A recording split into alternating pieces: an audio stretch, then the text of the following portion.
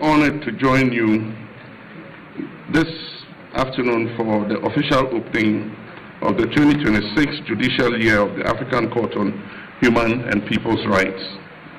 I'm also to acknowledge that this experience is somewhat daunting. Standing before a panel of judges is admittedly quite intimidating. For many people, this might be their worst nightmare.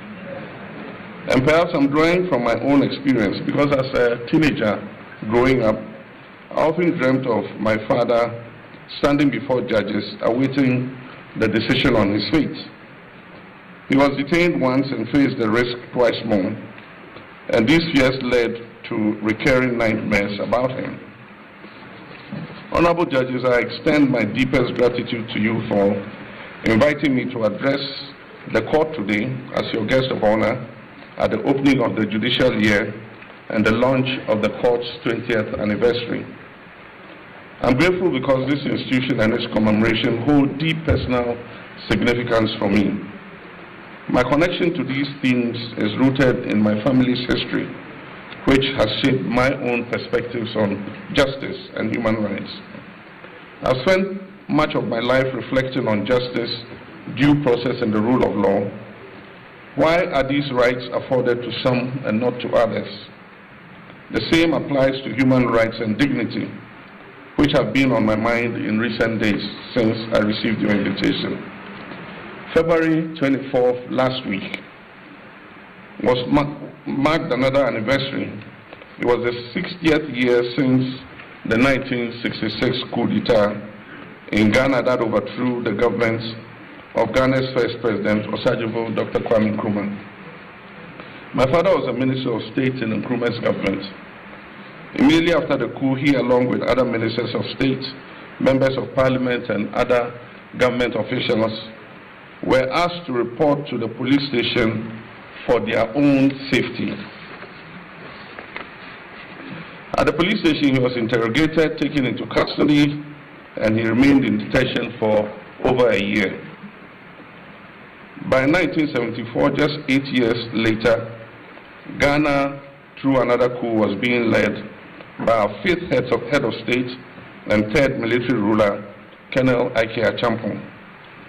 At that time, my father had become a private citizen and was working as a rice farmer and agribusinessman with no involvement in politics or government.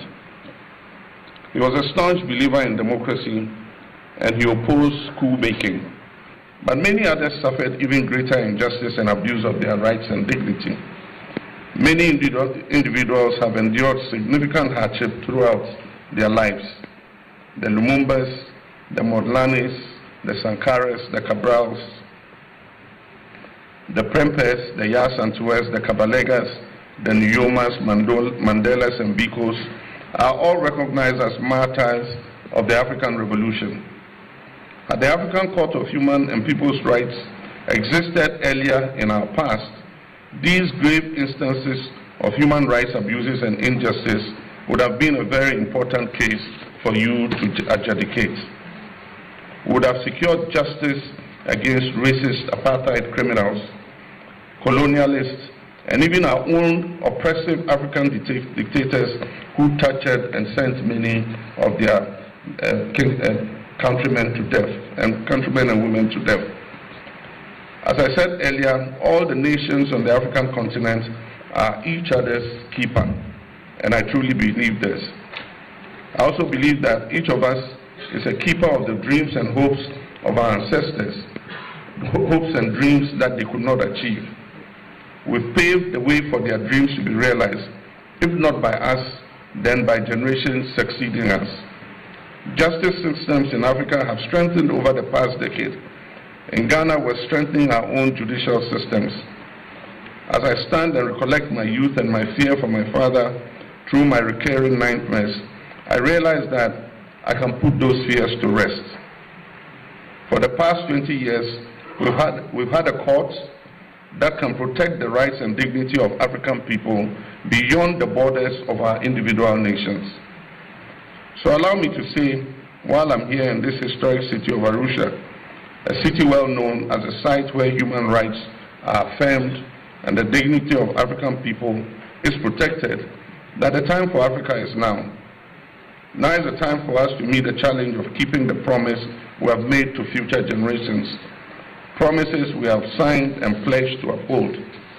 Now is the time to deepen our commitment to the courts so that in 20 years from now, when we celebrate its 40th anniversary, it will stand as the leading international judicial body and a model for others.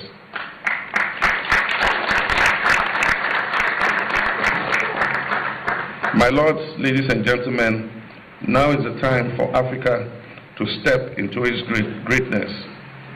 Excellencies, honorable judges, ladies and gentlemen, on behalf of all the good citizens of Africa, I wish you a happy 20th anniversary celebration, and I thank you for your kind attention.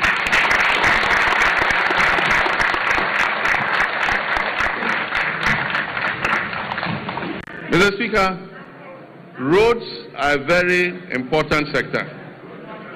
We inherited a burden of significant financial obligations and structural pressures in the road sector that had accumulated over the years. As of December 2024, outstanding payments on road projects financed through the consolidated fund stood at 21 billion Ghana cedis. These were certified works executed by contractors across the country for which payment had not been made. In addition, indebtedness to contractors that was lodged with the Ghana Road Fund Secretariat and awaiting payment amounted to 5.43 billion Ghana cedis. This figure excludes accruing interest charges, which continue to compound the state's financial exposure. Mr. Speaker, beyond these arrears, we inherited also contractual commitments, that is signed contracts, totaling more than 104 billion Ghana cedis.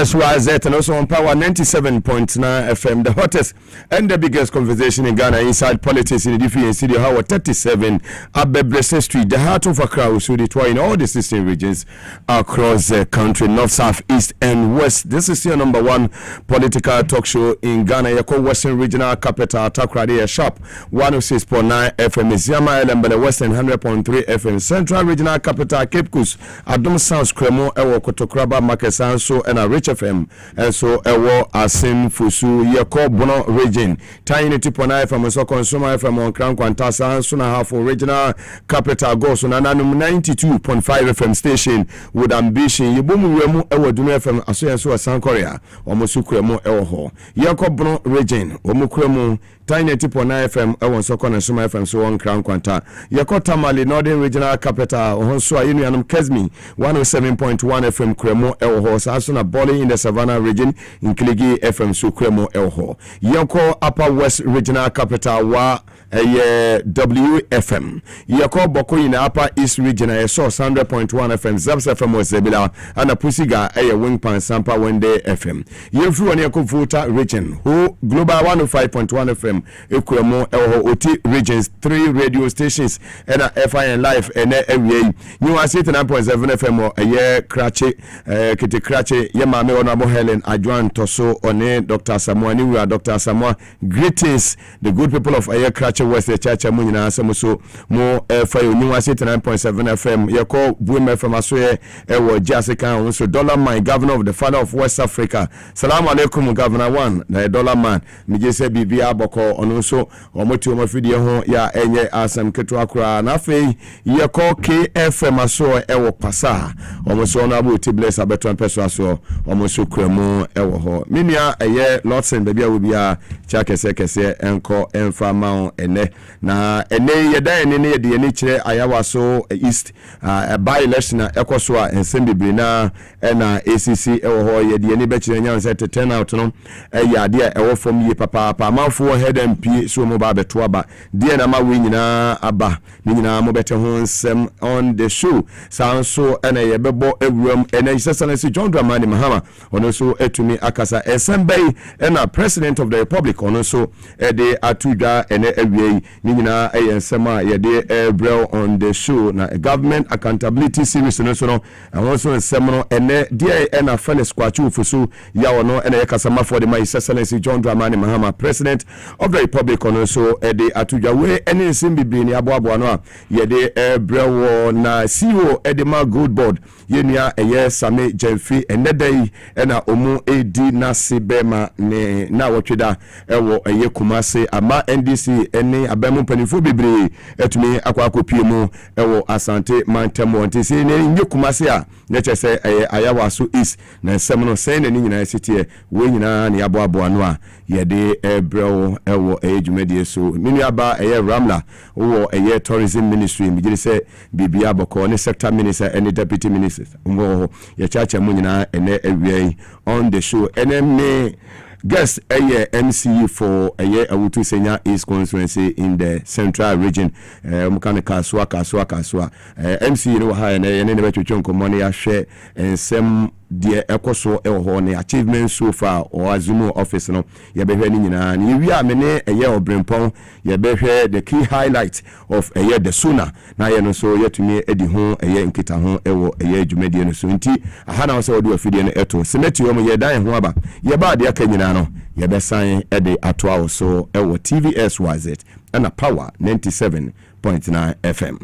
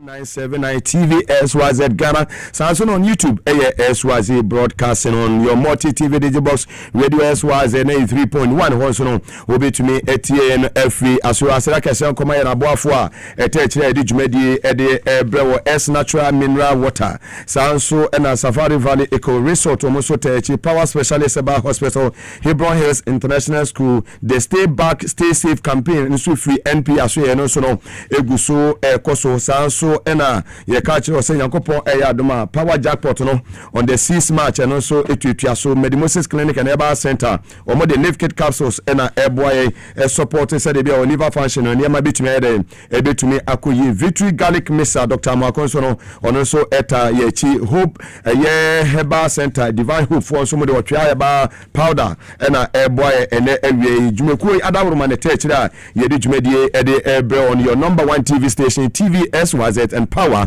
97.9 FM. Midi Edi Mugabi Masi ubetimi afreme Kapa City Man yeshe samanasi yebesha asiye Edi free Ayawasu East Aye constituency in the Greater Accra region of the Republic of Ghana. And edai da womo yesi wosede abatuo electoral commission na so ye womo etumi ahyehyɛ womo ne makama said beya by election ye papa ne friend say ye honorable Nazaturi woto ananum ewonsiedo on the 4th January 2026 and oto ananum ewonsiedo enne na abrewa bie pumakoyam ya electoral commission Jane Mensa ene team no homotumi akeka ne ma SC ne sia akoto aba said beya the good people of Ayawasu is almost betimi nya representative ewo parliament ne nadai bo anopa no so krin na omohye abato na se ya candidates awodu a omo contest no omo etumi akwakotu omo aba no omo to aba wiye no omo ne sentwefo edi nketa ho yentie sema etumi ekọ so far no bibia basabasa bia ensie Ramadan ayi mu entino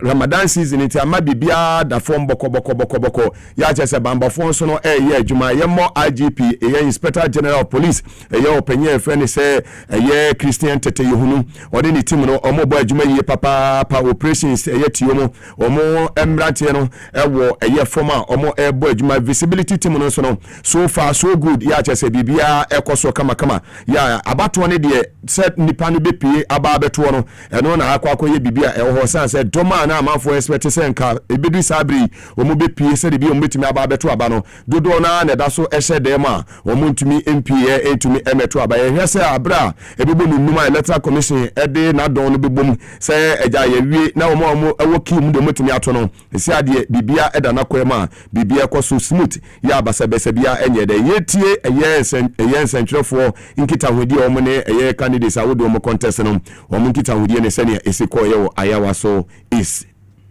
God that makes kings. My prayer is that if God is doing his king, God will remember me in his blessings and let me have the opportunity to lead the people of Ayawaso and to prove a point for my people. Like I said earlier, I am not motivated by materialistic things. I am motivated by human service. And that is why I am here to serve my people. I've done it before in Abetia, and I know I will do it better in Ayawaso, inshallah. I want to thank all of you and also wish you all well as the day goes on. Please, let's report fairly. Let's report fairly. So far, as I said, everything has been fair, and I want to believe that you all support us in rebuilding our constituency and resetting the constituency. God makes kings, so that the percentage will be determined by Allah. We have prayed that we should have a high percentage, but it is in the hands of Allah, and Allah will determine. Is the involvement of Standard Nostrum? But he's taking the wrong route, and I hope that we've given him all the opportunity. Unfortunately, I'm a Democrat. I'm a typical politician and a typical Democrat, and so I welcome contest. So let him also try. We are all trying, and see what Allah will. Very well, na chese ala ne de on fi so meto aba ni binemu obekasa na chese ne baba jama e kan se nyame ne se hene oni ogidie mapa say a idea say amanfo no ebeto aba e de ama no say de be a ene anwumre ebekọ awie no na ye yi ne say MP Oba be represented the good people of Ayawaso is a constituency in the Greater Accra region of the Republic of Ghana. Sa na ugusu eti jumedie na yeve ni enche ye Jubilee House ene accountability series no eti make so na openya ono na government spokesperson unmunyamfo Felix ye Fuzukwache otumi edenisem editudwa na recommendations awodo ne findings awodo a amanfo ekeka efa ye amanfo ayefo mu adwuma abra na kufuado ho se MPP aban no omo elusu ya baumia eba be kufie no omo ya appointment bi any promotions bi no ena eye Felix Kwache ofuso echire mo se saa eye appointment ni new promotions omo ye ni nyina no omo revoke ni nyina okasaye ewo eye Jubilee House ene yetie nsema Felix Kwache ofuso edituya. On 10 February 2025, the Chief of Staff issued a letter directing that all appointments and recruitments made unlawfully after 7 December 2024 should be revoked. Shortly after, reports filtered in that some persons who were lawfully employed before 7 December 2024 or whose recruitment processes had commenced but had not been completed before the elections also had their appointments revoked. In order to ensure fairness and prevent innocent persons from suffering unduly, the Chief of Staff established a committee to investigate all affected recruitments, appointments, and promotions, assess their compliance with established public sector processes, and make recommendations. The members of the committee were Nana Oyebampo Ado, who is Deputy Chief of Staff, as chairperson, Dr. Prince Edward Dara, Commissioner, Public Services Commission, Ms. Rhoda Gavon, Director HR, Ministry of Labor, Jobs and Employment, Mr. Bernard Ejei, a representative of Organized Labor, and Mr. C.W. Ayuku, who is the Secretary, Director in Finance at the Office of the President. The terms of reference of the committee were as follows. 1. To determine whether the prescribed procedures for recruitment and promotions were followed in the recruitments and promotions made after the December 7th election. 2. Establish the dates on which the processes leading to these recruitments and promotions commenced and ended. 3. Identify and categorize recruitments and promotions that complied with the stipulated procedures and those that did not. And 4. Provide a case-by-case recommendation for the government's consideration. Procedural compliance at 80%. In other words, if people met 80% of the criteria and the processes that are required to be undertaken, they could be considered to have been lawfully engaged or employed. The committee also requested relevant documentation and interviewed appropriate officers in the organizations concerned. The documents and information requested by the committee included 1. Evidence of declaration of vacancy. 2. A copy of the appropriate advertisement. 3. A copy of approved scheme of service. 4. Copy of technical clearance. 5. Copy of financial clearance. 6. A copy of the interview report. 7. A copy of the appointment letter. 8. A copy of the acceptance letter. 9. Copy of a pay slip where necessary. The committee's work spanned 21st March 2025 to 30th April 2025. It received 43 reports from institutions and individual petitioners. Of the 43 institutions, 36 appeared before the committee as follows. 1. Office of the Administrator General. 2. The Ghana-India Kofi Annan Center of Excellence in ICT. The Ghana Post Company Limited. Ghana Revenue Authority. Ghana Ports and Harbors Authority, the Ghana Shippers Authority, the National Health Insurance Authority, Office of the Head of Local Government Service, the Ministry of Gender, Children and Social Protection, the Ministry of Energy and Green Transition, the Ministry of Food and Agriculture, Office of the Attorney General and Ministry of Justice, the Petroleum Commission, the Public Procurement Authority, the National Communications Authority, the Ghana Meteorological Agency, Northern Electricity Distribution Company, National Pensions Regulatory Authority, the Tema Oil Refinery, Ministry of Health, Ghana National Gas Company, Volta River Authority, Bui Power Authority, the Ghana TVET Service, the Ghana Investments Promotion Center, the Electoral Commission, the Gaming Commission of Ghana, Aircraft Accident and Incident Investigation and Prevention Bureau, the Ghana Maritime Authority, the PSC Tema Shipyard Limited,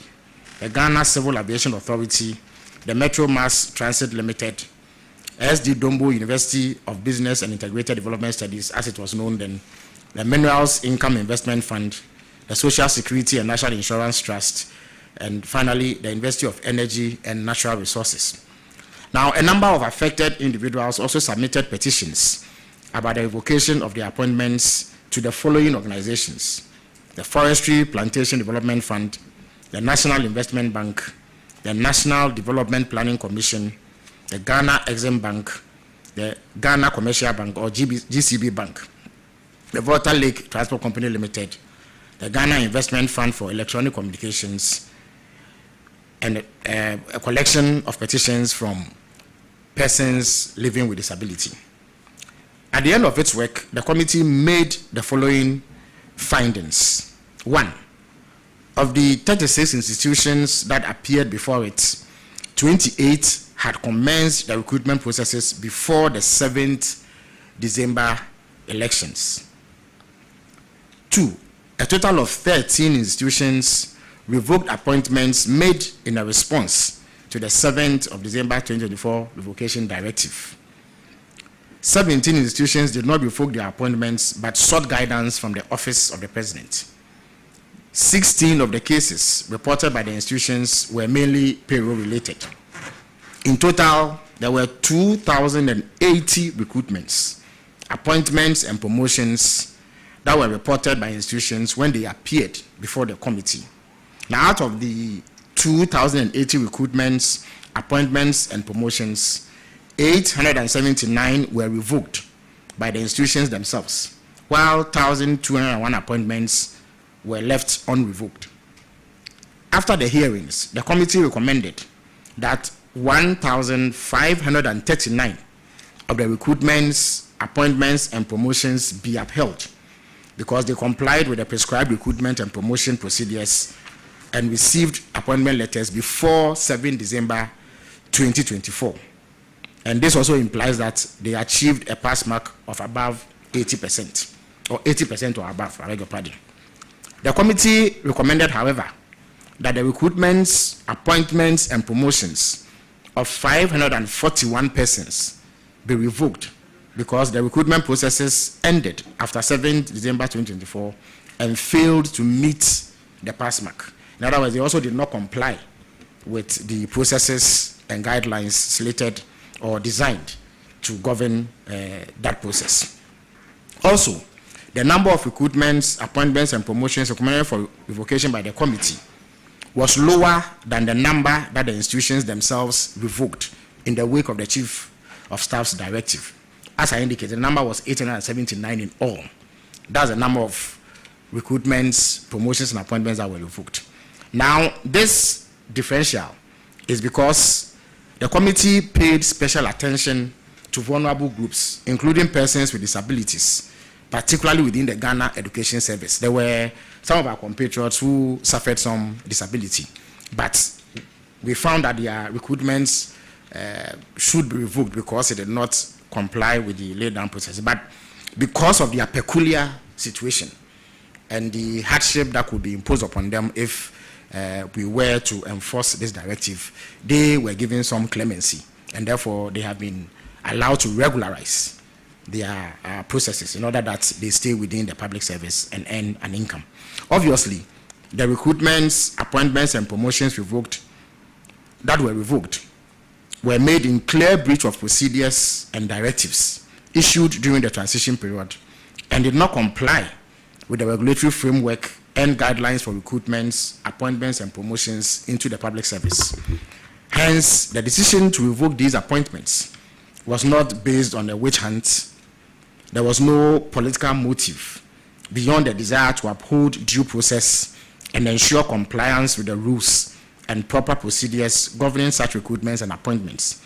It was done without malice or ill feeling towards anyone.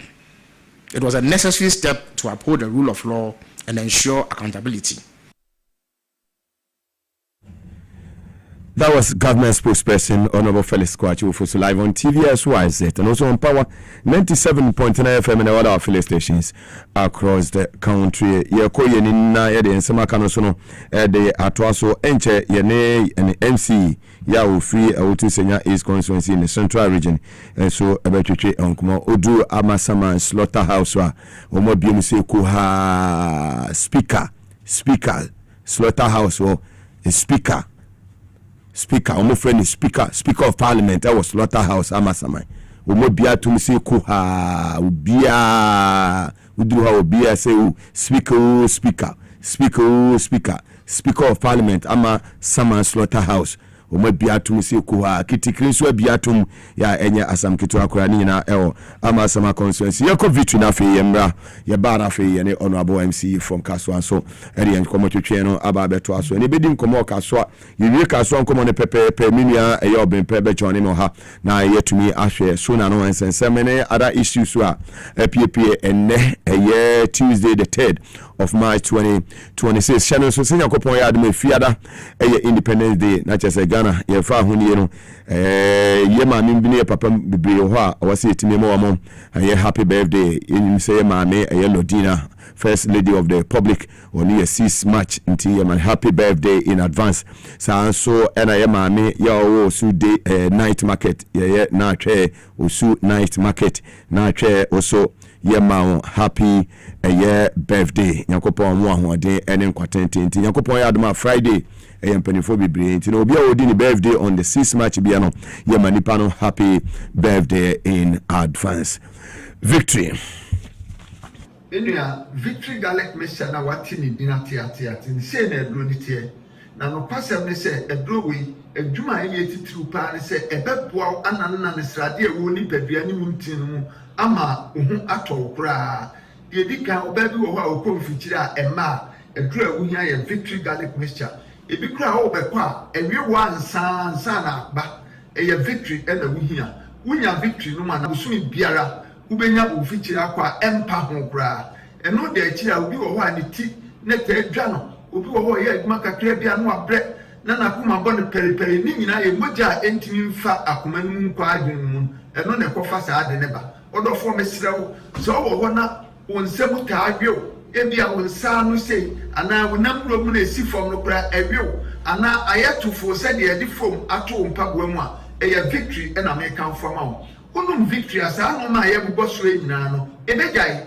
de oto ho anadwo a wontini na wohia Victory emframa nyankopon de ama ye se ye humi wo de wo humi a na wo tie so obra eye Victory ena betimi aboa wo ye wo bi wo so a wo ana ne yamahye no a obia na ne ka obia nya ne hwe obi wo so na koma bɔ ne periperi ni nyina mogya ne ntimi ne afusa ne ye wo ni padua no edura wunya ye Victory Garlic Mixture de watwa bra ya bia ya na se kokodue ne nam no ye ne basa eye Victory ena me kamfo wunya Victory bi no a ebeboa wo se doctor de wato aduro so sani a ubetimi anom Victory na ka waduro wonna ne se waduro no na abenu ma meat aduasa no anom we so na abenu ma no anom Victory no so achi meat aduasa wo ye ne sa bibia abade kama ma se wona se tata wo ye agya ho aduma mesraw adura me kamfo ma wa ye Victory Garlic Mixture mesraw nipa ne bia danse a ye pese ye fa wo ma danse na tie na se wo so koto a ubenya sa danse kro no a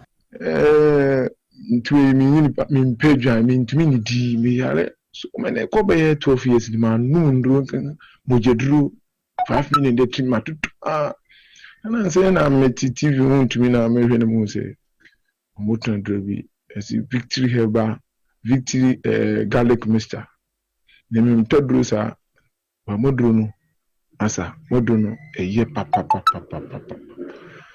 ntumi ni di o mi din sam no me di Africa no mo se di ya na Africa insan Africa no ntumi di bi Africa di ma edrubone sa wi semi eno so no ntumi di eno so bi mu sa Africa de eno so bi no ntumi di bi Africa hu de menya no am ti edo no kan o TV so a na me kutubu ni me do anopa any awiane anwumre no one day no si afi nyampala me no adibia mtumi didi no si afi na toilet am ko ye black masa modro no tie edoni na nyame nhira mo aje me pa me problem ye menstrual pains nda ne kakra me so me nyame menses no bosom ni ma me bre pa me brankasa metimi to tondro no ne se manti se yesi ye bidro ha na makoto ba bia me we metimi fa ka ekọ obi kru so ekoto bidro metimi no bi tese na victory ni in fact I don't know minim die wo mu die me koto obi me tie advert no TV so sada na me sorry anwunwe na me koto ye na dana me say ade yi to me paadi mu no moja tropa yi to me paadi mu ti me twa to me phone so kura say ha adwene a enka me de betum aka ho na mo ahwe te say so wa hwe ye kwa baka se na bia me ya bo hye na me no maduro bi te say efi sada na yi sa moja troa no to me paadi mu no me nya meze se no maduro e ma me hu sa e moja se bi like say kwoti te say ni nyina flow kama ti victory tie mintimi enja ento ho te to de bia na mo ba abaso mo mesoma abaso na edon ne me di hu adanse obi si me de cholesterol sa de boni e na aba mi nipadua ma be di atenase wadro ye victory garlic mixture se wunya victory ni no ma cholesterol ne se ne nani e density bia no victory be yi ni nyina afi nipadua no odofo wo pedia to anama ne 024 2545 633 024 2545 633 and 020 129 3280 020 129 3280 a victory mkunimdie ne ade bremu.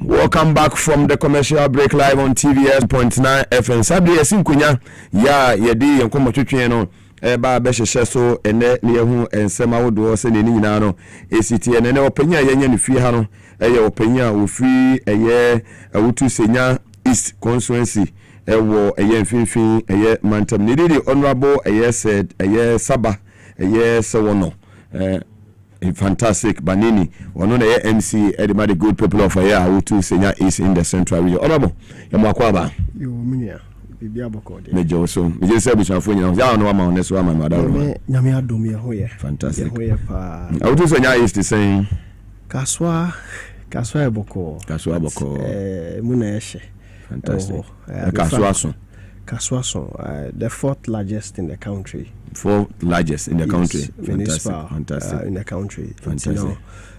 You can imagine we have our fair share of issues. Before I ever call Solomon for Kunya Wena Minchia, a party penny for good. National executives. Fantastic.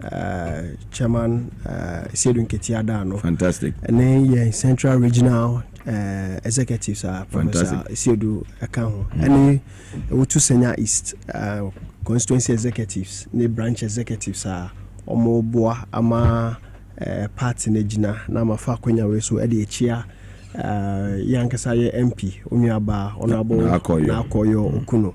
Fact fiti anopa we na menene ye change from one place to the other today ene before I just only we MP montamugo ye juma pa we juma together fantastic ema ye de some party for fantastic na entias ye ne se wo se yejuma na eye bako na eboa ma yetimi projecting in this wade ho ene ne promise edema ewutu senya is intina ye boy ye ho modern no pay ya ye health nkomo bi edru ho na ye be pa ho tuma ye be ka ho asem ewo ye di ejuma pa wo ho yeni kan sha ase ewo eye education mobile no ye call eye education sector na so far no how the frewa ye frewa se brabebu akwanta wo baaye no 1 year ni omanpenyini ni na appointees no MMDCs ne ade no afe pepepe unya afe kora kakaka no wanya afe obaye no your education sector de ene motumi ye de aboa the good people of our Awutu Senya East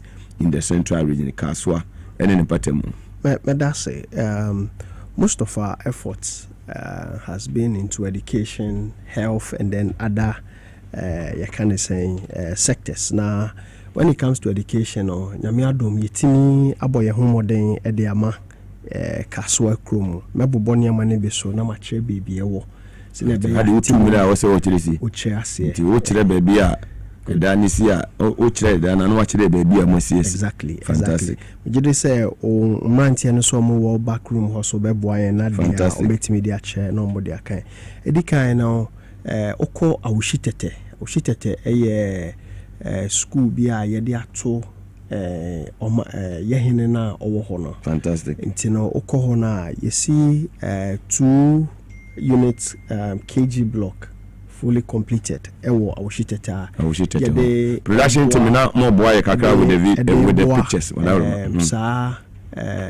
stream of schools no na uhwema other ones no wo ho but the basic one kg na ni ho nti yaye eno uko new market police station echina also yewie 4 unit classroom block ho where there yes weji kg no shitete your mama buy ya uko ya MCA nema wa yini bi we share juma say May 28th April ana oba office wunya afe kura tinema wa yini bi ni yes ebi ni nti we ya shitete school sabo die no baby ade ni se we say shitete River Electoral Commission opposite Electoral Commission office no opposite to mo mo here life for Kaswa ene ni patem no mu ni baby ade we say mu baby adan we say fantastic enko ti we no na ye de boa sa school no ko new market Kaswa new market mepe mo adwuma no contractor na ye mo na baso wo hwe adwuma de wo ye adwuma no so na bo na baso wo hwe roofing sheet o yisu ye na wo yisu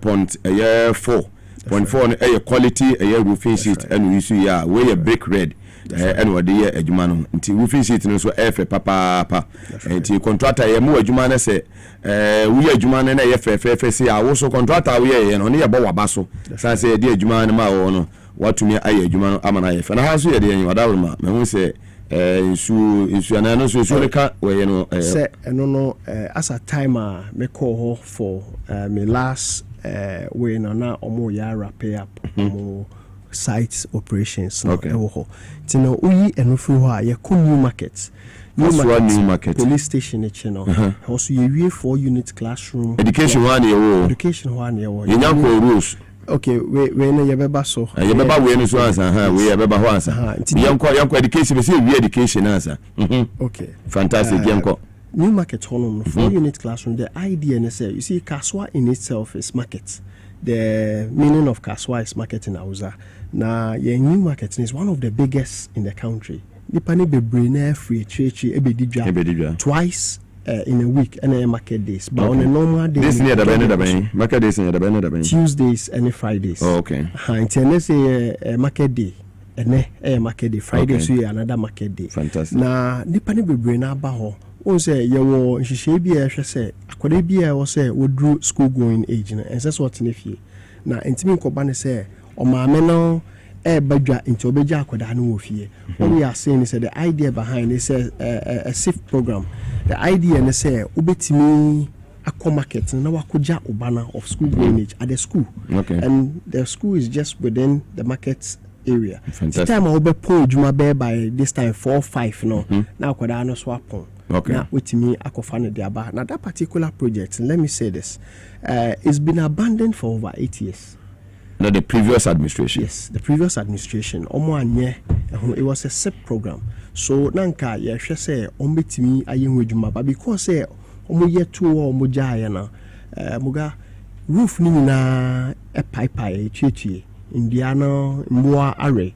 The walls had developed grave cracks. Now the floors were broken. Everything was down.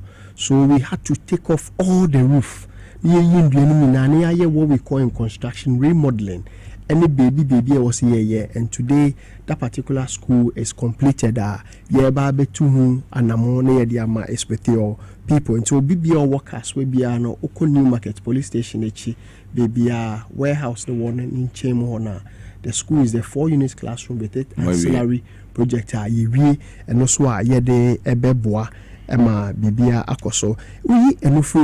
We have done some renovation works on the 52 schools now. You see, that's why we have 52 basic schools, public basic schools. Okay. Now, you select 4 schools, a stream of schools, and they are renovation. Well, the way a new one are ever. Okay. I'll get there. I'll talk about. Fantastic. Yes. The renovation, Yeshasi or Ofako MA school. Okay. Now, GHS block now, say, unko for a bit me a year. Musi dynamic call Kaswa, bear 26 years. Now, that school me call movie. I wanna me call GHS 1 war answer na. Me call other places. Time almost ultimately na architecture na form. Nti enena nipa na nya bana emutime ye hye senso so to bia na wo say ye pon school teachers no mutime nyewe ti last year ho time a ye call rounds ye be hye adwuma say a ye call rounds no ena ye ko hu na ye show mo bo say ye be pija sai school na mo ene we ni a new one a e ba ni ochina na ye be cut so dia e display yi e new one a ochina na be cut so but the renovation of school na say na dey yes we ni prisons camp elementary school any prisons service ABC. So we'll come to that particular year.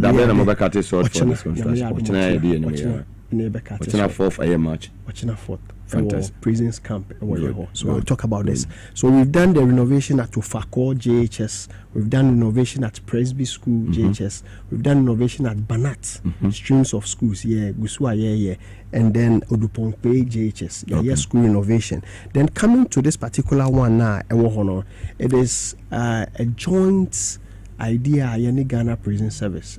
So when I came in to serve, my name is MP Honorable Nako, we need to get an elementary school, and it's based on the experience with Garrison school where baby a soldier furniture in So we developed a proposal, went to meet the prison service, Director General Yamami Patience Bafubone. Yes. And the council Komo pa Emma almost share a proposal no year na my over 3 acres of land. Okay. About 12 lots.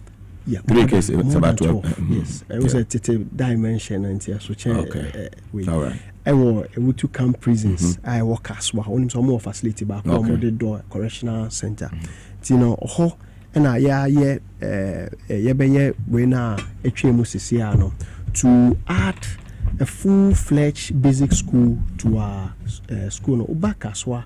Yeah, security service, almost all the security service now has been elevated to a regional level. Under the police, we have a police regional command, Ewakaswa. Okay. Immigration, we have regional command, Ewakaswa. BNI, we have a regional command in Kaswa, aside the division and the district. Fire, I'm sure say fantastic. So everything be a one. I was say now share as a small. Name na ekanya and our boy Jumanso Name kanya ho fantastic. See the way when a corner say we have to think into the future. You be posted personnels at the aba. Now posted personnel aba na ebimu they worry about where to get quality education for the awards. Cost na essential quality by better less. Yes, so we have good schools in Kaswa, but they are private schools. They cannot pay. But with the coming in of this school now, in the coming months, what it means is priority will be given to the children of young service personnel even though it's open to the public, and the teachers who will be managing the place will be drawn from the prison service, trained teachers within the prison service, and the Ghana Education Service are on there. This we believe will elevate the standard of education and then also instill discipline in us. Oma my 12 over 12 plot and then hokra na free bay. The 4 plot yes our basic school not the akana the aye secondary school, and honorable MP honorable Nakoyo champion to get an additional secondary school. Then Takaswa our population is huge. We only have one secondary school at President Mama Simai. Wow. The Odupon Community SHS. Community SHS. Okay. And that's the largest population of day school in the country. And ushe the way your population another one honorable MP say obeshe na yitimi aye. Apart from that now another so the education only apart from that no oko amuzu kope and also can amuzu kope brono bi e sheka so asa amuzu kope na just amuzu ne kra no e wa igbemo ti amuzu na ko share ho omo school streams of school ho. And also there has been an abandoned Get Fund project over 8 years. A Get Fund project. Get Fund project. Mr. Paul Ejewuti director or a Get Fund. Ubo ejuma papa penti masonko kaswa ho emaye fuenisho ho mai bodini bi muti. Amuzu kope a stream of school no. There is an abandoned 12-unit classroom block. Okay. Been there for how many years now? It's been there for over 8 years. Wow. So fortunately, so I can't baby. I had asobe bo for man. I did. So I Get Fund project. Get Fund project. Na yebeshe juma se na in the coming months ni. Fantastic. If we finish with this, now we would have added at least 12 at camp, 12 at Amuzu Kope, 2 units at Awushitete, 4 units at New Market. Okay. To Ukabuma na ye call about 28 units classroom blocker within 1 year. Ye they can current population. Now we gotta be aside that now. You know, I love education. Into time I appointing me a mid-year budget review. One of the things I'm making sure say the back counter a scholarship scheme to help young for no needy but now only say Ghana education Ghana scholarship service omoye bi but at the municipal level yes so nepana bebre now so I can boldly announce to you that 13 students ewo ho a yetimi amom scholarship last year some of them are even comrades known comrades within our circle, and ordinary people are yetimi abon because we also believe in building capacity and we also did what we call organize my first day at school. I know pictures no my first day at school. Yes. Production to the idea na say every beginning of every academic year biana nkwada afufro ebeka school ne ho ebimu be hyase ewo nursery ebimu be hyase wo class 1 ebimu be hyase from GHS na there. So what the educational directorate now NMA liaison say it's been some time over several years almost years idea. So what we did was that we organized this my first day in school. See, I don't know yet books, learning materials, books, pens, eraser and ade.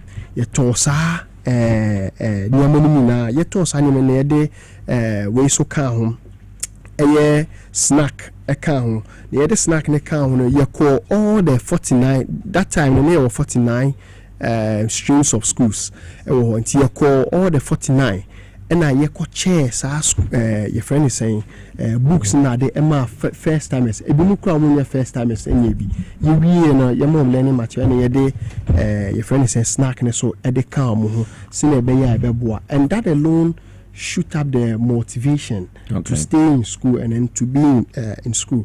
But other programs that has to do with education, and so we have constantly supported. I remember during the last BEC, for the first time in a long time, we were able to mobilize enough vehicle for the directorate to make sure, say, whatever materials are be free depot the various centers was done on time. And I remember the former director Nana or Kasiebo yetimi ayade amomo because previously notimi say some of the learning materials arriving late and it affects the students and their performance. We've been able to do that. Other programs are I was say supporting them education holistic and also yetimi ayewo yede boa kaswama when it comes to education. Very well, live on TVS was that, and also on Power 97.9 FM. Not just MC ya wo kaswa abeton peswa so no ne yenyana yeno no studio ha 1-on-1 ya twetwe enkomo ede ne yekoso kaswa ne oba ye waye ede nyina ede mount honorable set saba ene banini eda so ewo studio ha yebetime for education ya health. Fantastic. And you move from education and I know share education, health rules and security near enough water and sanitation so kakra and my casual so my quine amount for complaints are quite be and send you by aquano so the see when so an answer say any city nina so no ye bet to me I'm from I follow within a casual answer amount from follow within casual amount from a gas out.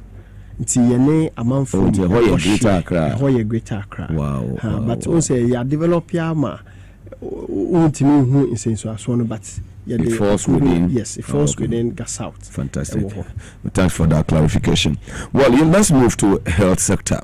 Nipa pom dey very very important. Ya dia timamfo ya pom dey no enwa ne ekura yenkwa.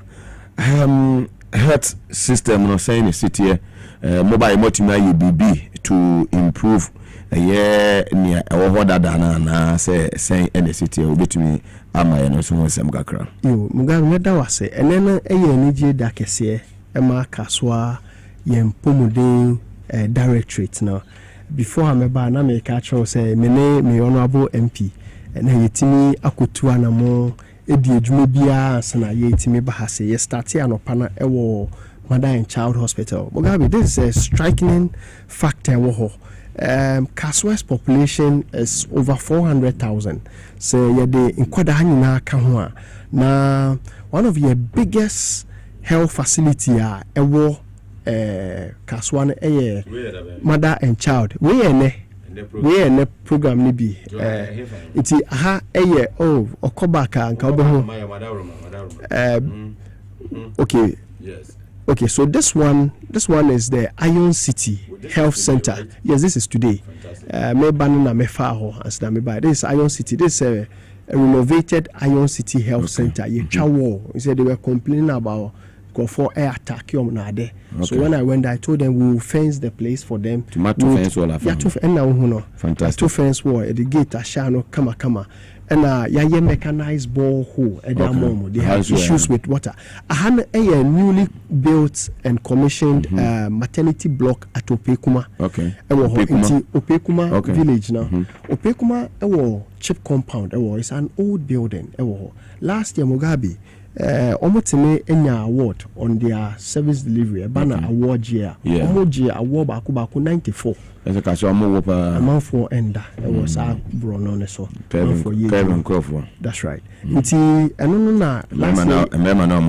That's right. Nti ye ko abrabon no mo say they have issues. They are doing well. The health service personnel number one. They are doing well. So we had to help them by putting up a newly built maternity block and then say obiko wa ehun hia so be free Opekuma kromana na ebro no so lo ye honom no akọ polyclinic ana akọ mother and child but maternity block ya ombeye den ombeje na wo na wo hwe emigi a eye nurses no ede egie na utimi say yaboa omopa. They were very excited. Today now so yakoye presentation of essential medical equipment at the mother and child. Now I say some of the equipment normally be bahase. But mother and child Mugabe uti has now the entire Kaswa population we are over 400,000. As at before I never banner the new public health facility had a functional anesthetic machine. It is very serious. What this means is that Mugabe say okoye oyere kowo na o see a cesarean session na nkwana 50-50. In fact, previously before I started work, my health briefings I say a pregnant woman died because of malfunctional anesthetic machine at the mother and child. Remember, the mother and child hospital was built by President Mahama in 2015-2016 before he left office. Now, population in here omo yiwe ya omo nibe now. last year yene MP Koho and I show mo boss we will give them a state of the art anesthetic machine, and follow an anesthetic machine boarding pa. So we started doing an arrangement in Tianeno and abewayi puma kwema yetimi ko ya Jacob donate a full-fledged state of the art anesthetic machine at Tianena Unhono. Together this with today, this is an opaway before I'm an opaway before I ban it. Yamena a kayaho. Yamena a kayaho. Now, Ushema could not to Kubluma could not social media now because they pay. Some Juma over only the MP machine to wear Yamofe. Machine never honor. Now, Unim, as at 2 weeks ago, the medical superintendent, no Shebrow, no catching say. The anestheticians now move on. They wanted to embark on a sit-down strike. Wow. Because they were tired of Omuba, Uba Ejuma now ni Akadi or the Bay Ejuma. Now she we are in Nipaso Omu Teti and Omuwe.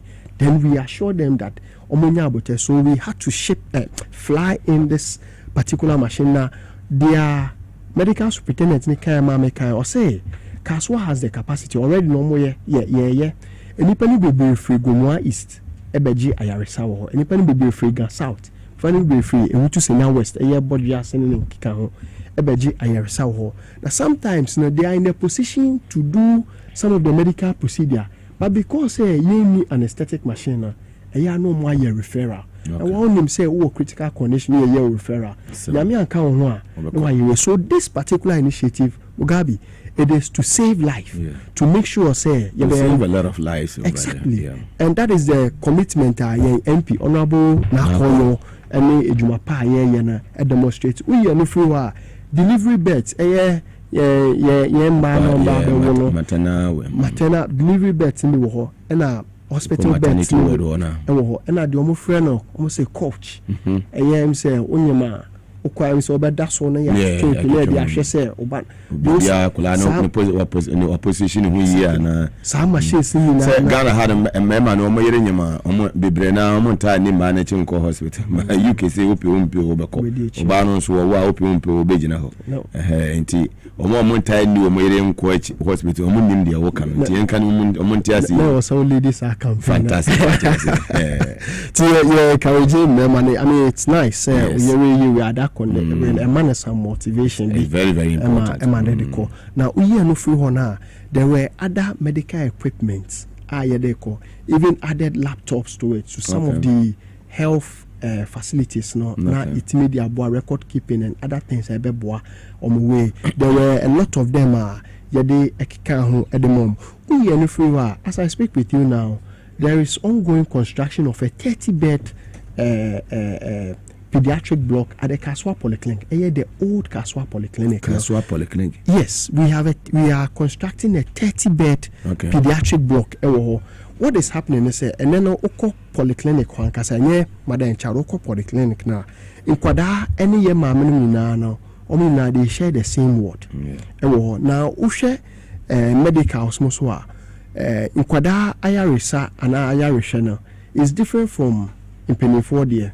Any least mistake be no complications beba na akofa asemfo fraba, but they are managing that space because they don't have.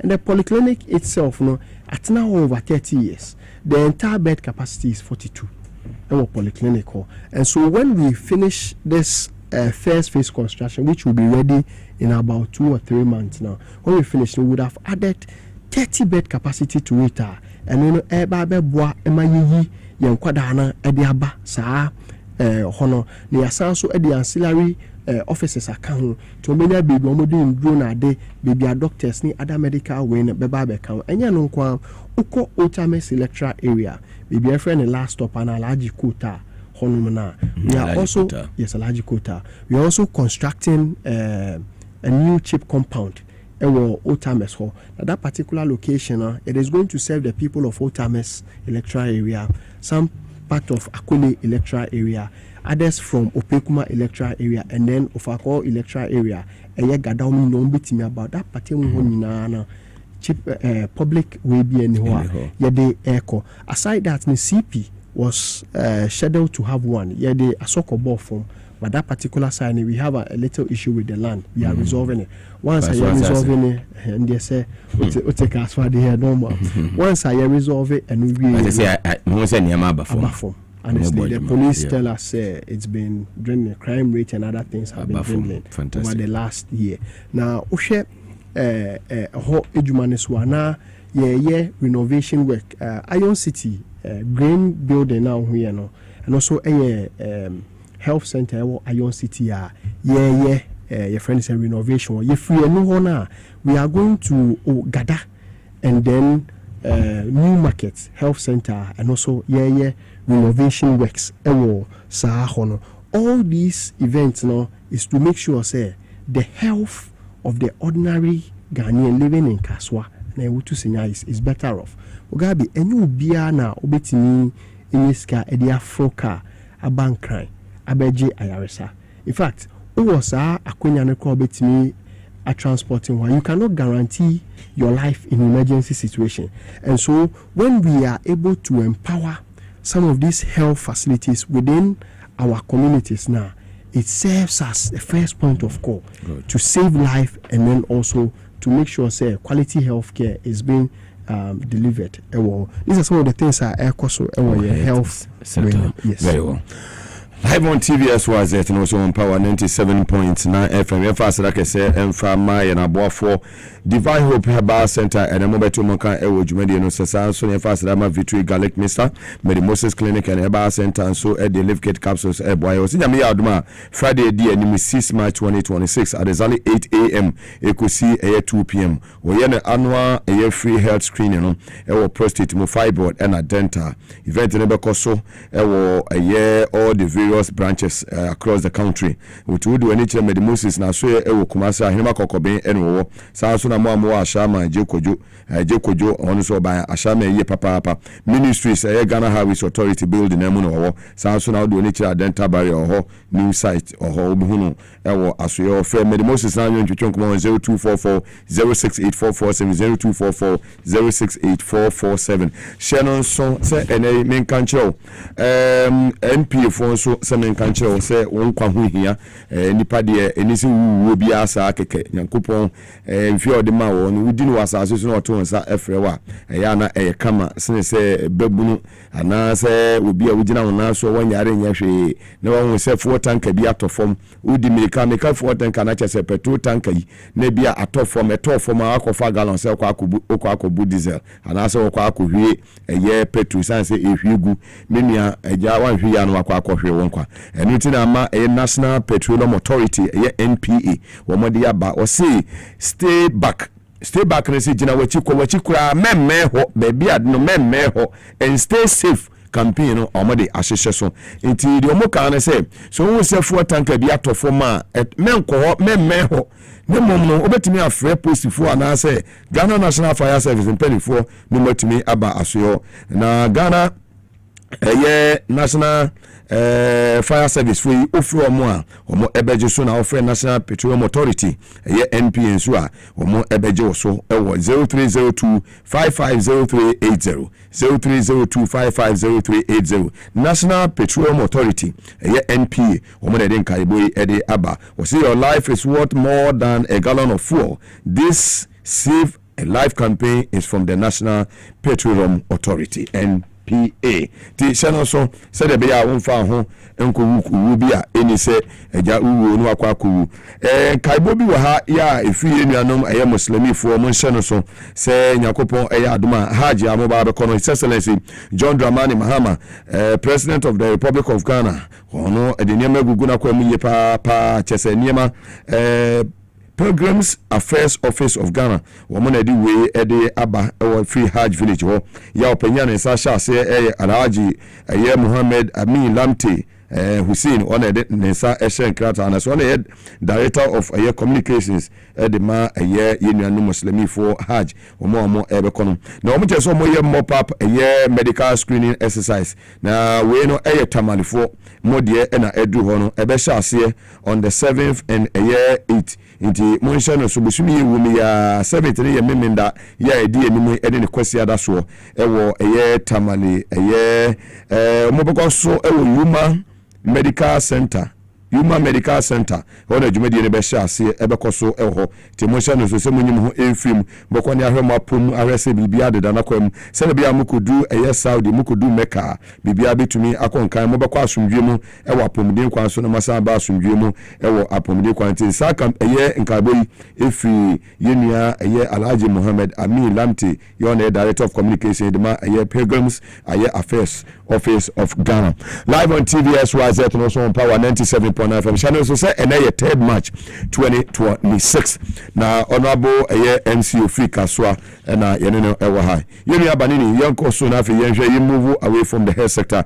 Na fi yenhwe a security. Bambo unsem eti say ewa Kaswa ene patemu. Medawa say as we speak now, there has been considerable improvement in yen Bimbo situation and nka yahu Bimbo insema wa Kaswa. Before no nka obeti every 2 minutes bia obeti Kaswa in the news for the good reasons and then for the otherwise. Na mostly so na it's about reportage and an ekoso. See, we are a cosmopolitan area. Intino we stand to benefit sa the papa eba. It's the same way so say bibi ebe say din so bana yenya. Ti obetimi say obi bone ni business dey wona o say me Kaswa bodua say me Kaswa ashalaja and no boa business is the same way so say bone bi kosi e wo bodua say na ye report here say Kaswa bodua say the pananya take Kaswa no wayewe.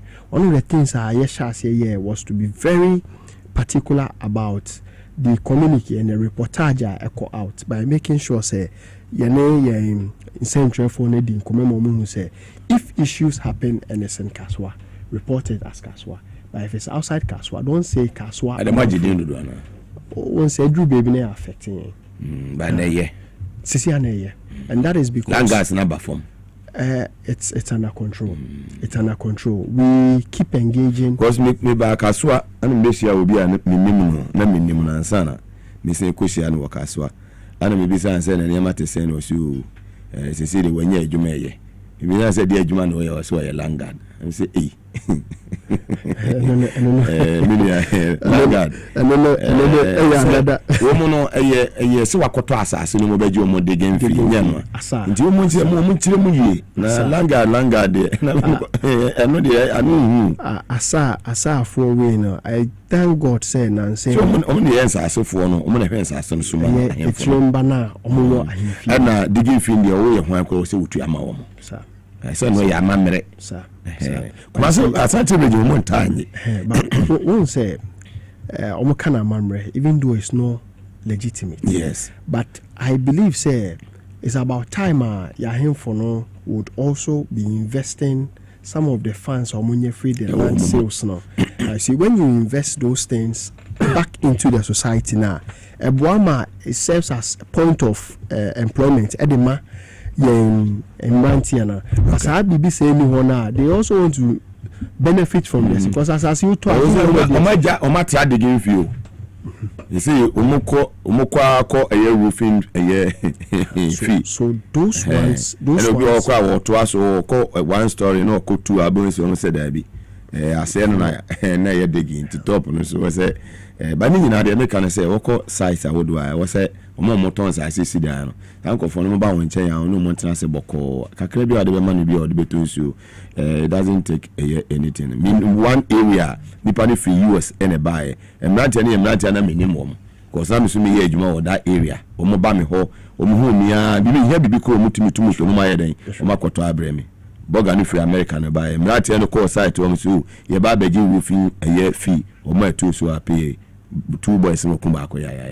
And when see what Kaswa by sea war a year candle blow area, which Sani mani chuchasua yana eboa. You see, these are some of the discussions we discuss it at MUSEC level on how to manage some of this situation. You see, it is also not legal for you to go and say roof maybe I sit down first floor, second floor, say to you see, Oje down there now, it's okay, but no crana can wasn't. And I want to say, I told you be able as MC say must start roofing fee. We didn't do good, so I didn't do good, so no more do. Mugabe minimum sa issues. Before I remember be MC na eja sasun jumani nda hunsia na me. We know them and then we understand their situation. So we use engagement to better the conversation, and then also we use the security people, the intelligence people to handle some of these things. We don't condone evil doing, and I understand. But I can tell you Kaswa is safe now compared to some time ago. Was not Chuck Norris or only the other holding on. Yes, so you see, MP. I don't even want to mention I'm glorifying too much. So you see, leadership and Kasana, and let's say so Mampeni Ehumea and now Obawa, it may be a policy statement. Am I follow? Leadership has to do with the way you react. If your leader is Donald Trump, you can do everything you want. Some crime so leader so President Mahama. Leader President Mahama. Only different. And now leader so you be our team only act with, and also to me Nyama baby. So that in itself and owning up to it now gave a lot of what do you call it, but leadership has changed. And then also Mugabe, you know, one of the things etimide Emma Nyama Bafom no so omo ayenim say they can be responsible for certain crimes. Sometimes when you distance yourself from them, it makes the thing worse. But going into the ghettos now, and I'm a young guy, you know, we play football with them together. We go to the bases. The moment me honorable Teresa Awunya Baso, or Queen of MP. One day one man did you. That's right. We community na says uncle for no soon. And sometimes it's just about that love and then well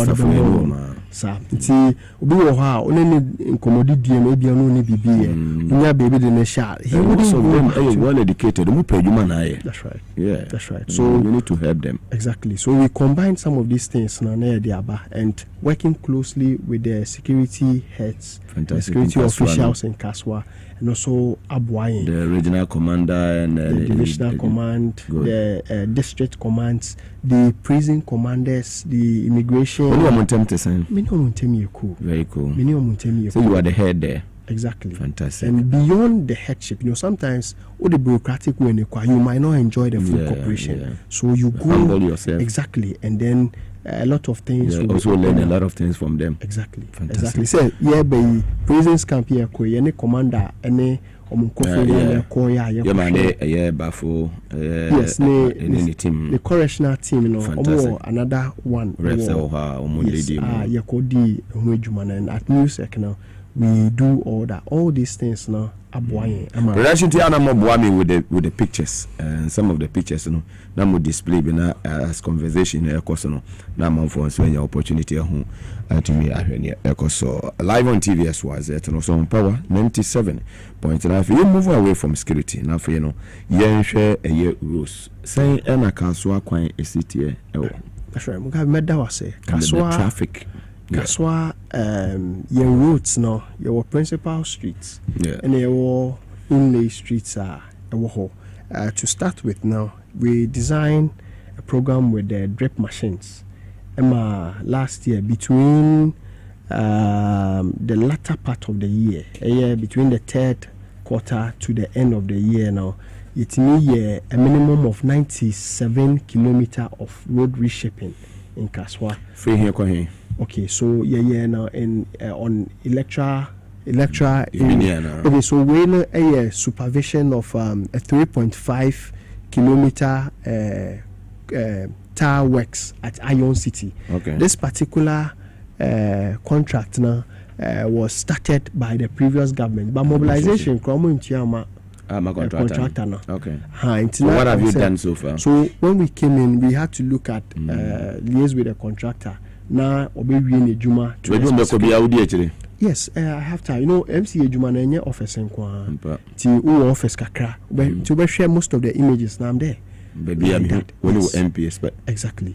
So this one now roads engineer, district roads engineer, no one any way ne bakwa. Okay. Near shares at an the second sale of work. Tiafina area ye say babe ye 1 or 2 touches be. We sa touches na yetimi raise your certificates the banner yetimi ahwe. Nti time ye we na na ye call ground. So apart from no let me care about 97 kilometers. Yeah. And then we have 13 electoral areas in Kaswa. Wow. Yes, 13 electoral areas near share. Say every electoral area be at least 7 to 8 kilometers of reshaping. What we mean by reshaping, and you say the machines need track quite through there. You compare loose laterite and fuse laterite at the bayanti. Baby or hona, you the anyani beguso. Na ye machines na ye the tipper trucks na de any machines na ko na ye twa kwan no. There are places ushima omo honom no insuo mu amunomu na de ye sade na on all the electoral area basis. It's cumulative, there is a document to that effect. Cumulatively, we have done a minimum of 97 kilometers across all the electoral areas. Good. That is one side. Oba a sectional repair work. Sectional repair work maybe a portals kakana baby a yecha baby kaka kwana say now. We have done from Colomba to Opekuma Blue Kiosk. Okay. Yes, now at the point crana about 200 meters stretch now see you track kwana saying we say or see you track kuta now near yes na my friend sky firing also you trust adding the fuel near this 040 is a mixture of quarry dust and then some quarry stones now they and the big one here compact now and yes also they your friend is saying laterite okay it go so compactness na ye go so double ya sa portos ni be so e regional police command na omo enclave hono ya ye bi wo ho and then also from Crispo to Opekuma Blue Kiosk no afi na ye be ye hu adwuma initially ye enkrata sem we had some issues with the procurement process intinena and no member so but very soon may assure yen Kaswa for motive from Crispo Junction eba Blue Kiosk so say enchebia ye beba be she mo kwana se so free hona there are other road works supervised within the municipality. Okay. And then also there is good news coming between roundabout there is good news coming tina ye we na the people no ombehu yen these are some of the things road no yasanso aye street lightning inti your street light mantemo no especially Ushe Bodia said to Fakona 2-3 years in other places. I thought Bodia said consonants. Yes. No one says street light. Street light in them. Nakoyo. Yes. Ojeba. Yes. And I feel so upa your main street no ma ye empate mono so to some bit me actually image not to say occasionally no I production from team the you can say street light team no to go and supervise the work now. And that has also helped to reduce crime nowadays. And then also there is construction of culverts and approach filling. Utames. Utames Brono Besono. There are some of the places existing bridge is almost collapsing. Now say you share high na a collapse here. Untimi omomotesa kwa they cannot commute. So what is happening is Otames police quarters hona. Yeah, 2 different set of culverts and approach fillings. Bako or kwan ho kakra. Na bako so ko enime no so ye double seller. Ye de eno so eboana akwan ayedem etimi aye ejuma ewo ho. Very well. Ye movo ye de nkomo twetwe no beba awie no. Yanko water and sanitation before say beko water and sanitation no. Menyame tie se mo be see market bi ya ho some kakra ma won say yanom for no e be so mo demonstration be on that market I won say me say obetimi brief here no me da was I think say no market ni ade da ka so afọ akoma so pa yes na team no air project see on Krobia in na say what we call redevelopment to meet the current state e wo honom na ushema between runabout honom yes that's the project yebe yanina etwa gunu so this is the famous Kaswa overhead na e wo hono na yakuma se shops na bana ene wechi hono yeah chef from ECG old ECG office opposite ho about PIM station no and what is going to happen this is the project I will we are seeing it. Fantastic. Yes, how many years will it take for you to complete this? Yes, here within this month. Hopefully by end of year now it me I make good advances because of the way our whole busy. And then for the qualify so we be market. You Ghana for now more temporary structures ne mono. Okay. Yes, we will relocate them to a satellite market or Iron City. And when we are done, we'll make sure that priority will be given to all of them. Yeah, to party have for that access. Mugavi. Party for Manasa. No problem. Because before that be 8 years ago. No problem. The opportunity be aba mon share NDC for mon show we are na be catch the animal e be zo and catch the animal forget. Party for no be only a place under the temporary shirts and temporary structures fire. So everybody will be given the opportunity with special reference to party for now. But will be opened up and this particular the idea for a mobile start here for president demonstration about almost call demonstration we call a president hall so president and you see when you are oboy there and I say we say so reshuffle na see you free as well say minister na akodi MC your brother no wan say we adwuma evidence based nema we nyina yes and you say president say no Wikipedia na so this president mama or this is the vision. We can't work with your mama. This is the vision. Period. We hard working MC say they evidence based. Exactly. The beer come heavy and you for you. Exactly. When a president Mahama pay, and you will be a lazy. Now to now come on for them. We a year a jumapa. It is a deal we work as one in Petum now one pa, and I just say we need papa. So this okay we hold demonstration, and I just say one pay as well. Munya Sani man. My dear papa ba mo fa akomapa enhia mo welcome sa de papa no oda matoaso so this particular project no yene investor the assembly investor and ahemfo no eyo ofako they are even saying say delay okozongo ahemfo they also support that because this one is going to change the face of our city and this one will bring a certain your friend is saying facelift and I want to assure you and traders and say they you see now say now omone Nigeria for more infiltrating your market na I was the one that sat in and mediated the situation about for my fantastic way na yetimi yes in a fantastic way na yahwe na ometimi enya omasude and this particular one this prime area priority is given to the Ghanaians so that ejuma bi on be koso so I don't see that and we've been following due process and yes say ejuma no nice one. Me tell you be abeka. Nice one. Omo koye demonstration me betna fire me rabeshe sa demonstration no. Omo koye demonstration for what? Useless demonstration.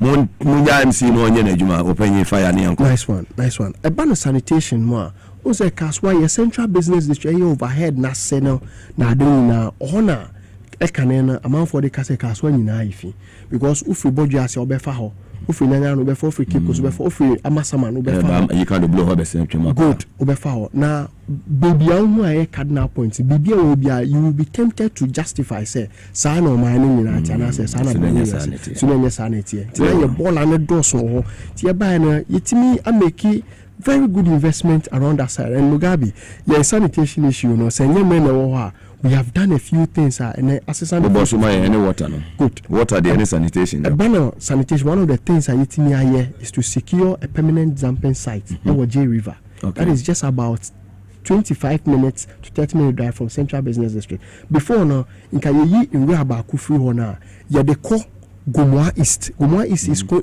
constituencies away from Kaswa. That alone takes a toll on our resources, limited resources. And then also the time Odibeyi be hole back with free hana kono be 5 hours with road construction no yen. Tine ma chrono yes, ma chrono way. So I quickly put a team of engineers together, planners together, and other things. Yako nya abandoned pit be almost to MC. If we ho Emma and see the ball go without recycling about 25 years now on in my say yemi other recyclers din komo on the baby union adane be into plastic pallets now there, and other people would also be coming to turn it into manure. That would also make sure say how when be prolong that particular single at na abwama ya take time yede esabola neko. Remember Mugabe, we have 2 big markets in Kaswa, and then look say ni pe free no one apam kraba ebedidwa nipa na ba na obedidwa na ode ni bola so ba we are ojane ho nti makes your rate of generation high. Mugabe Kaswa e bola no o da ho ba kwa wan hwebe for Flaster House wallahi o da ho otime o da ho personal bola no sumo da ye sa e wo ho. And we have been able to control the baller situation in Kaswa.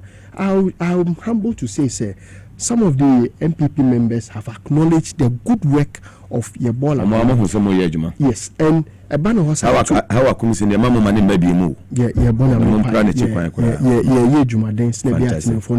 apart from that, you see 2 pickup sites.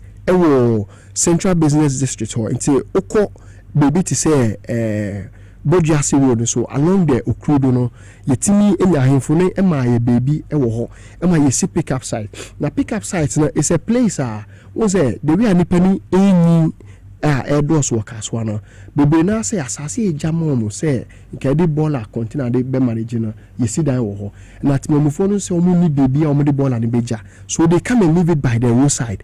This particular act no na ama the building baller or kwan so what we have done is say you see 2 akaba kwa you be see 2 no ya de odo uye baller me jane kwan ho ya de baller containers na be see this nice pickup site ya de gate na there to be wo ho a or manage fa beja ho odi beja ho na containers ni yema ya ba befa ni de akona abo ma krom ho aye dem aye kama. Apart from that ya the city guards ya training omo Yamomo quantity regional police command for about 2 to 3 weeks. Omuyena menemi MP honorable na akoyo eco commission yane almost any chrono. Now unfortunate thing is say anybody be say city guards in Yejuma they attack them. There have been 2 attacks miankasa DH to make sure say and on them by say na aban ejumeni ya fan say onhwena chrono mu nyafe, then you feel comfortable to go and attack those things. These things na anyway Friday ejabisi ewo zongo market ho baby ti be 7 something na me free juma ba me yi metaria na ye frame me, so we had to mobilize and go. Now your fire tender workers one a break it down. I think say oh yes, a break it down. Ya repair mama omuska e mo mo dia repair ye juma na they almost say a chair is more than 20 years nti ya fa kwenya we so next time be abeba no be amen. Amen. Amen. Your mammy, my sister, boy, your mammy, men and Becca. Nice one. See, here I attend the new one. Nice one. Come to any big fan of Kasiebo. Nice one. Nice one. And you know, Kasiebo fire service, Yati assembly. We MC Papa Obra Mwasi. Yes, your links, and also your links. Yes, we will be our party. I Kotoko, Yana Brosansa Kotoko, the 18 Papa. Inti, you see a bow. Now to me. Say mekayo has a phone. A banner kotoko no de enka has na ye we power has na any wa corporate fire attendant. See the opa dia kotoko na bra. Oh, we NDC kotoko na efe. NDC kwan DC has enyefe because of fire attendant no de I mean my member officer bonga o boy juma ko fire service wa chief fire officer o boy juma papa. Ye ma meet na wotie no so or the pen to paper so. That's right. Now we say fire tenders ni biba nya dia ni we be fi Kaswa me a meje atom ho say me take no we as me project you are me make sure say fire tenders no say the ba me see biba hwe modin ni mukura na fofo e ba sa fe no wabeka nti wose wode kaso din eto eye me pese kaso bibia koso kama said sa MPP ma me na otutu no ha wakomisi ne ontumi MP kura unity se oba bepe MP di obi ti mo fa mo support mo ye nua ba no na akoyo na wo so no executives no mo fo mo support ma wo bro ho ase dodo me bi aso obi o ma ne ho so bia no menu shi am spirit no ontimi mfa ba wo bi a wo humble ho sa menu transia no shi me pe shawda this is the first time I'm share but ken be se me nchiawo so ni sa ken Fahad yeah King Fahad was it once we open power or tissue was we any papa. That's right. Yes, King Fahad is a very big man. He was we any papa. Some country was we any papa. To muso more cast on money do support here. But come on yet but you so echo. That's right. Dear na ka opese o kan so nkayen su hu sem na no ye tu anamon echo water plant ho ye konyako to see how inso ye pipe you can make us S na ebu S natural mineral any issue that's right nti ye bro no bet say ofako intermes electoral area akole any a part of datus ni Jomes these 5 electoral areas now ye hu so kakra aka and it's been worsened because of construction of Kaswa Mini Bakwana. Okay. Was a line, some of the lines have been truncated. Into Kunyako water plant now, the FMO Nipana Doso and a mercy population ados in so number. Okay. We've made attempt and district engineer Yao. I report Yakoma. Yes, or penny for one kind. Yeah, shekon beba or baby water. Say so when it means Ghana water Mr. Kilo OTA MD. That's right. Kaswa project bia no a project Adamakuma so mfa pen pen you tie me we hire na utie make sure say odo mo be kan listen papa munye netem munye nsopa no yenko. That's right. So how kasa no no. That's right. So with the current challenge no yeah share money and persist. So we are doing a total of 17 boreholes. Okay. 5 of them have been mechanized at different levels. So exactly. Tia no yeah share places are ya MC we on MC so mo boy juma ba ko di sowa ba ko de eye adwagire su de selom first na de owo eye kan queen of no ne eye MP ntem na nya fine me am di see me na so say o say make sure say ho bejo me free me mia batteries a woni o se muga me mia be ma me de peace woni aba oba na asundua ba and enema me hu ya na enye wo areas bi no me nyina me beta ha kan ene me bo MC na baso say one MP no ye ba ko a omodo odo abodo ma omo ye adwuma no ama mpuntu aye den aso ye koso ti say we MP na we no MC ekontokwa every mpuntu emba ti say me da o kan kunofo akwete ma ho ne patam udu ade wo masisi akwan na aye fefe dodo ne say mosque bi o masi wo kama His Excellency John Dramani Mahama okubia anu 1 month kura nya den emae na hwa akwan a wo mayi egugu so ofanya esa na mote Ghana ene His Excellency enim nti sa wo ye MP na wo ne wo eye MCO ntawantawa MCO anfabu a MP na mpu dibu a betra ha mefaya wo ye sector minister na woni o deputy Montawantawa o montamo for don kure emumu nya adwuma mema His Excellency John Dramani Mahama areshafo ti asema meka kire wono meka kire no obe reshafo we minister na wo waye mizi on pese obe ye adwuma ni yi ibegu omu a meka wa ha eduru ho His Excellency me bra penny Dr. Kalusus or the pen two people no so a obekọ omunya for Junior Zebra obe make sure say obe ye adwuma wa ye adwuma ni ya be sakew to be anyere ho onye den appointee bi anyere no onye adwuma opanyin ene dia na odija ye kwan yo ya beka se kaswa eye baby ayin na ye no muslim for no so Ramadan mo no omuti o pa ye me honorable na akoyo ye fani se ne ana ochina ana Thursday no ye de omo fasting ade e de komomo ya ngwa sugar kakra emo kakra oil kakra ne leptin kakra sine be ya tonchi enyina ye be yebi ye mu bi no yɛntimi ne bi but yɛwɔ Muslim name is offer me Sharifa Mejeso. Okay. You know. Yɛne ɔmo bɔ mpae ne bi kwa de Abdul Hakim. Thank you. So mfrɛ nyameda. Thank you. Thank you. Ebi ne me Sharif no. Me de minimum bi a friend Abdul Hakim. Na so onye bi da. Very well. Yeah, more a good Ramadan. Fantastic. And we want to appeal to our people and say the decisions that will bring the desired progress in our society, they are not pleasant to the ears, but they would give us what we want. We will need their cooperation to make sure say the best is so we can't be doing the same things. Exactly.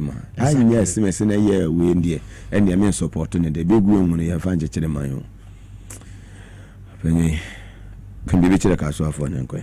Yemianum Kaswa for, your hand for, your penning for, your party for, and your branch executive. We want to tell you, say, a croye emblem. We must not be moved by the parochial interest of some individual to Mugabe. Sometimes it beats my heart, say, people, because of parochial interest, this good work I now. People tend to fight this work, thinking that it's my work. It is the work of President Mahmoud appointing a mayor.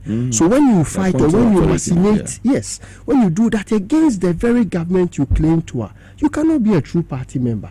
But we want to sit here to extend that rope to say, you cannot profess to be a son of the umbrella and be dancing like the son of an elephant. It doesn't happen like that. Fantastic. It doesn't happen like that. And we want to work. See, the seats honorable Nakoyo.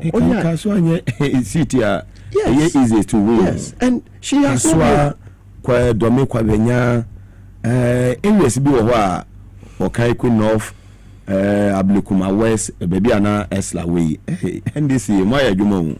And we want to consolidate that gains. We want to say let's get to the reality. Let us give support to the leaders. Good. Baby enjoy Mugabe, Kasiebo, there are issues. We all have our issues, but we are trying to manage them to see how best we can give our people the support. We want to reach out to every faction. We need this unity to move Kaswa forward, and we are open to make sure say the win yinyana you bet me a consolidating and a movie ye brono so I day akoso you better was Honorable said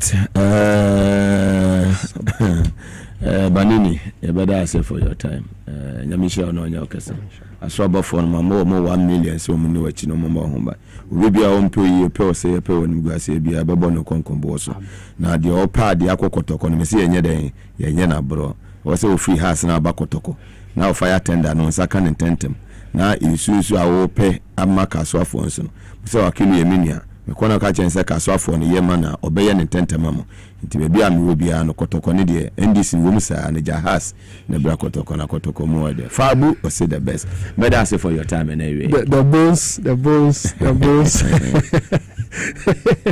our bones can never be rotten. My own interview yes I am happy thank you meda openya say send your kan ye ne yemfa odokro ye odo ba kon entra na yenye adwuma mema me welcome eye otwea heba eye center for no omaba 10 time wa ha 10 time kuma se ko na bie ni ho a woni mu miko kuma se ono ana de menamo de menambo ho no de menamo so kodie baby a joint bia baby afufu papa bushmeat papa bia obi a onu woni na naboru what you say pacho otwa ne de mobile mudika yeme de mani ansa so we dey minimum ansa na wo best do we na we massive me che say ono oba o mani 6 sa we are no san de aka nyina amami na bitimi so jema wacha manasa na ya mo nyesa cause wacha yambazo da na netia wacha manasa na boa me papa no kre ejuma utano boa me papa tuta na dia na wo mai wada ma doctor ya me da se ma me fa nchi mu odin ma wahwefo ne watiefu anwumrei wona ehwe yen wo XYZ TV ne wona etie e wo power awie na memfo obia embra Divine Hope About Center ya se ekese Kumasi na Yebutu Macro ebusia Kruwa Junction na so Ghana babia enam bia wo bia no ye duro ba ko pa ye friend say otwea heba poda no na ma onya bi to enya bi enum na ye ba hanu ma aya na ye nkai kai keke na ebe kai esan say wona ehwe xyz na woti power de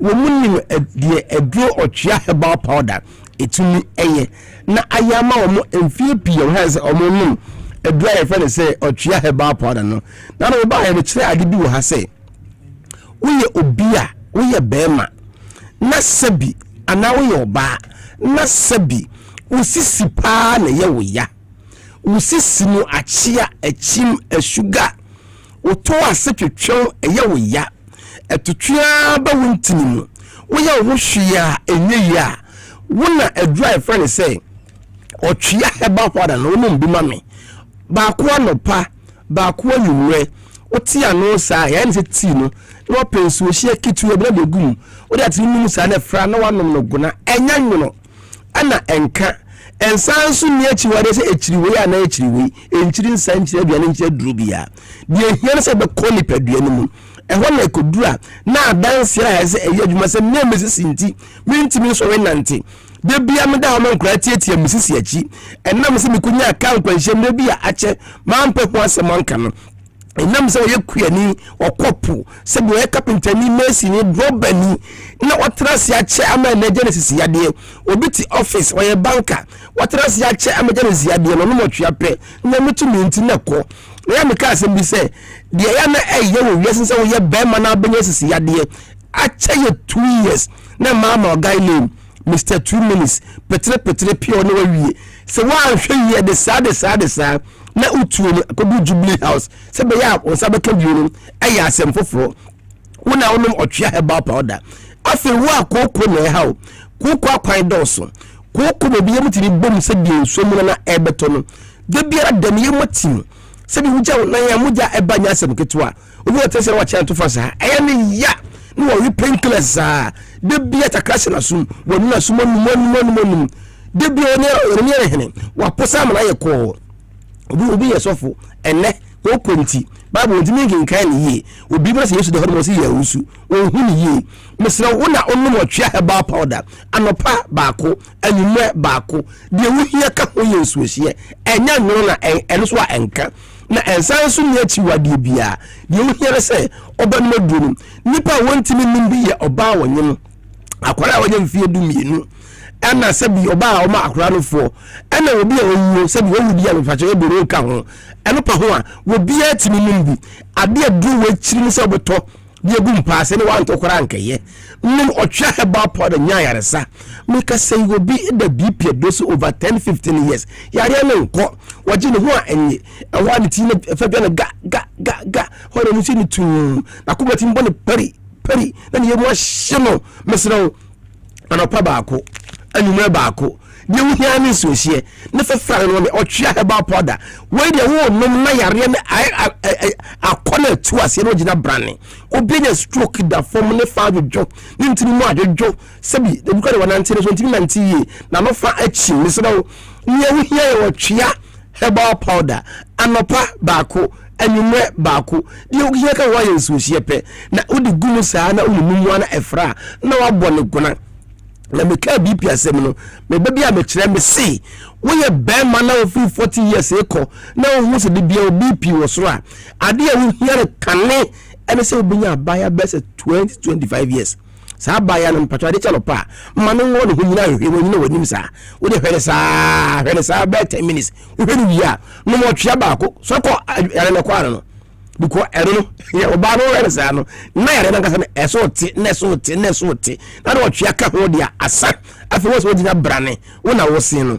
mi ka sei wo beto ase twetwe no ya ne ya esi wo nya sciatica wo ya clinic wo no wo ya labs ya ma no obi adura one no se obenya ankra be se 14 na so yare no enko mesro ba no mo twia heba powder abra wo di go ensuohie mu di atire no mumu sa no abɔ ne guna eno na ekɔ no na wo gina brane na wo de ho anadwo obi ntimi nna wana wo bia badwonso onye baifo enso be so badwonso sa na sope ju so kra emayi ya me sihwe ye nkora no se wonnam na dwonso de na pese wo dwonso a na se wo ni ba na ekɔ a me ye frɛ me kofi boss me chimbe be man say anya hwiem na me spell me di Kofi KOFI ene wo Johnson no aba besi wo na ase ka kire wo say se wan hwi ya ye be sha roba na se nya sha roba say kim na me amwo se nka wo studio ha nka wo hwemia wo boss sister bi se bi twem sia wa ha so wo yere sha wo ba no na se wo ripia ho na ba sa afi na esu wa ha se wo ye dai wusu empany say adie da ko yere so adaje amede koye ewoi ba sa se kima wo yere ko aso ya wo asem okwa ye fo wo asem okwache wa mi wa chi kura atwe because pipe na ye di adwuma no de ni asi mesino se ya sha wo ba kura na sha se ni ya wo mo twa he ba powder anapa baako anumre baako anapa baako anumre baako asa de wo hia ka ho ayenso hie na bi gumu saari ati numu an efra na wa bɔ ne gura na wo de ama me mesino me fia no ma ensa amfra me say aduro no wo si efra de say me si efra na wo twa he ba powder afi fa phone no ne twa ato phone no so ko da TV no so twa to phone no so na wo kɔ pharmacy ana herbal shop over the counter ba bia wo bia no wo si me pɛ duro wo bio e fa no otwea herbal powder no bi ka otwea kakra bi ko ka asem bi kakra bi me pa chowo bi ato a Stecom pharmacy e wo mungwa coastal hoko ha benya bi ato to bi ko uko hodo ma benya bi ato draglin me pa chowo wuti so akọ Lincoln pharmacy abuna so bi uko ha benya bi ato Queen Bubule e wo Madina Race Junction uko ha benya bi ato so won sawoma Jote pharmacy o won sawoma new market wo uko ha benya bi ato ashamafo Monko House of Drugs ewo Presby Junction kaso for na sia na MC Efree akọ kaso mo ka se ye ne anure ye be adwuma kaso Jocard Pharmacy ewo kaso Old Market wono ma okọ ho a obenya bi ato Kesben FM ewo Cycle bo ra ho obenya bi ato me pa chaw obetimi so akọ Angel FM ewo La Paz afa Kumase dia me pa chaw no bo wura ye friend say Fedimens okay wa unya beat eto tamalefo PK Gombila okono ho a obenya bi ato ewo ho no mo owas ewo takwa ewo kwa obenya bi ato Mensa ewo takrade ana se wo Cape Coast me pa cho aye Sancotex Pharmacy bowura ho so kwa obenya bi ato ewo ho no mo eni be eto adru bia de okwa wo se me pe adura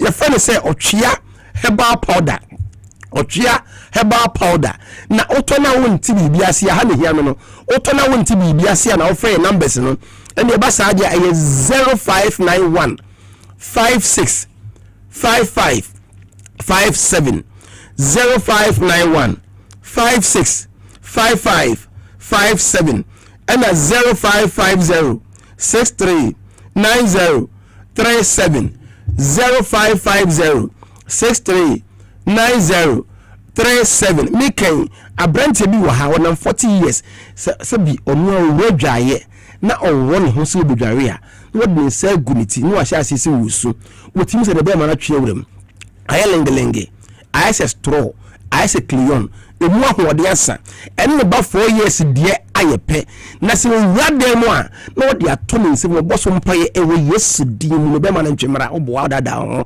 ewe yesu din anya kase eno so oboa Bible say the didn't say events when and yesu kwa for us no mu hia answer to the boss share so mo nsa no ye ansa na okay ba chede wo mu obai ma fo no mu ahode asa na se bi utu na ban ya ji adua wuhia aye otwea herbal powder tini otwea herbal powder nyanya ka ho aye nso hie anopa baako anumre baako anopa baako asa okwa box yi ehye mu 50 aye 500 Ghana cedis tieni 500 Ghana cedis baako say aye 10 cedis aboro so no 50 no ton 600 Ghana cedis baako say 12 cedis mesremo ebitimi ton 15 cedis 20 cedis sense ebe ni adwumanti okwo 30 cedis baako mesrew aboro so aye 12 cedis baako aye 10 cedis ana o to box na mpacho aye 500 cedis aboro so aye 600 na obibi ntina se yare bia bo na o to otwe heba powder no mesrew kwa enkoto baako menom ento mienu menom ai na menom aduonu ma hunu so mesrew wantimi kura to box yi half ubetimi atofu ni preko na ma ho na otwe mienu o ya ho aduro se wo ya ho aduro ye nso aduro hwe ya num nya yaresa ejina brane se bema anase wo ba enti kase me tomi no kotra ya hwe mesrew ni jato me pese wo num aduro no na wonya yaresa na wogina brane se bema anase wo ba sa ana me hwe no afetie ni bia be kama sem bi me se oba bi wo ho no ma se bi hu abontia fe kama obia di wom na so wo sene pena ka se o mrafi a no wo de share dum ni adan ene me kwa asori e kira me tia maame e kira me yesei me kompaibo e se se no ti me kwa e wo ho ne kwa ne mabie fa che me enka bi ho enso basa bi guno na ba himfi ho no mu atachanya asem ketwa ompe hwat na se oba wo sa pro na yemfa nku na ye duru ne yenom yare e woni padua no mu onum otwea heba par na ko mo jamimu a yade na se bi kwa na bi enka basa bi enso fi bi gugu basa nyina no na ayefi ho no mu na wayo basima na be ahimfi a watimi atena ho de bia me say be ma de yesi be ma obedi de wa me bia ya se kom tie ni be ma obedi de wa me bia ya se kom me say se enyam mra na so Ghana for me mansa kasa nkura 17 for no mo de papa na enso mranti o kwa no suru se wan hweye na wo yo ba na wan siesie hu ya ma okuru de ni oti de won de kro no wori adura onu nya yaresa no na siesie wu ni padua wori adura bema sabi padua sa etu na baya je na enye sunsun mu asem ha na tie ni ye enye sunsun mu adwuma se woni mi se obi na abu dua obi na atu oduru na ma yare na ba ene tu no abaya je a e ma no mo twia heba powder emfa nemum se yade bi na akunu bi a nyame tumi nti onu mo twia heba powder no pe na afi bibia aye kama na asan apagenti me se me e ma na tu medin Dr. Aji me se oba bia wo 7 gate wonni hia wo noma e wo se wutimi bie na ma no first gate second third fourth last one is 7 no most of bana team Aji na wa twene to kakra se akoni ye na wo time 2 minutes a oba ntimi ka Aji da to the offer na tempa cho ma to wo twene bi na me time 2 minutes na me 20 minutes na me 30 minutes na me srampenin for no 50 years and above papa me mutimi frame waji 40 minutes 1 hour ade we school nya kwala bi anajo 1 hour phone bele pekia doctor me pa cho me hometimi ntimi hwe ye mpesa ade no empenin for no 10 minutes oni abro ba ko pele ma home embrante de wakata ma opa nya de key bi aka ocha ba para na dia ma ni nya key ni ka ho we dia ene wala my numbers ni ye 0550 63 90 37 0550 63 90 37 0591 56 55 57 0591 56 55 57 and 0551 22 82 81 maybe a 200 Ghana have be alcohol bito or cash drug no to be alcohol be a tonisi pharmacy tobinco pharmacy DB Herba omina e will be e ho no and we can Mungwa Cold Store the patcho muna from Mungwa Cold Store and also a stair com pharmacy e kwan ho pe na owo a obi bi ato Shell Judah Herba or also so ewo Kaswa Old Market na naboache ewo Tema Community 1 Bora ho benya bi ato na Community 5 say Little George Pharmacy na also kwa obenya bi ato mitimi kan obi adi ne e doso be nam bi ase nya bi to ko na se wanya bi anto a free numbers no afa bi chire fo no mo free nya itimi parcel e de bremo be bia obia no wo fra eba enti wo na ho bia na free numbers no edo ne otwea heba powder nti yesise ejane hyewa wa na obeba minia nyankopon enhyira na wonhyira watiefo na wonhyira wahwefo nyina dase ne yebese aba na yebedi otwea eho enkomo.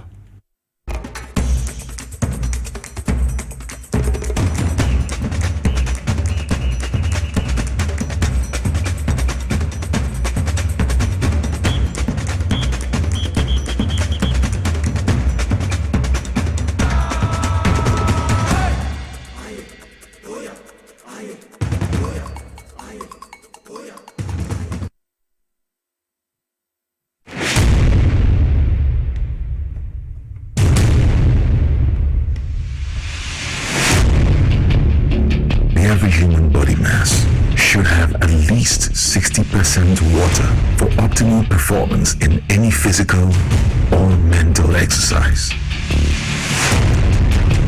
We can help you maintain it naturally.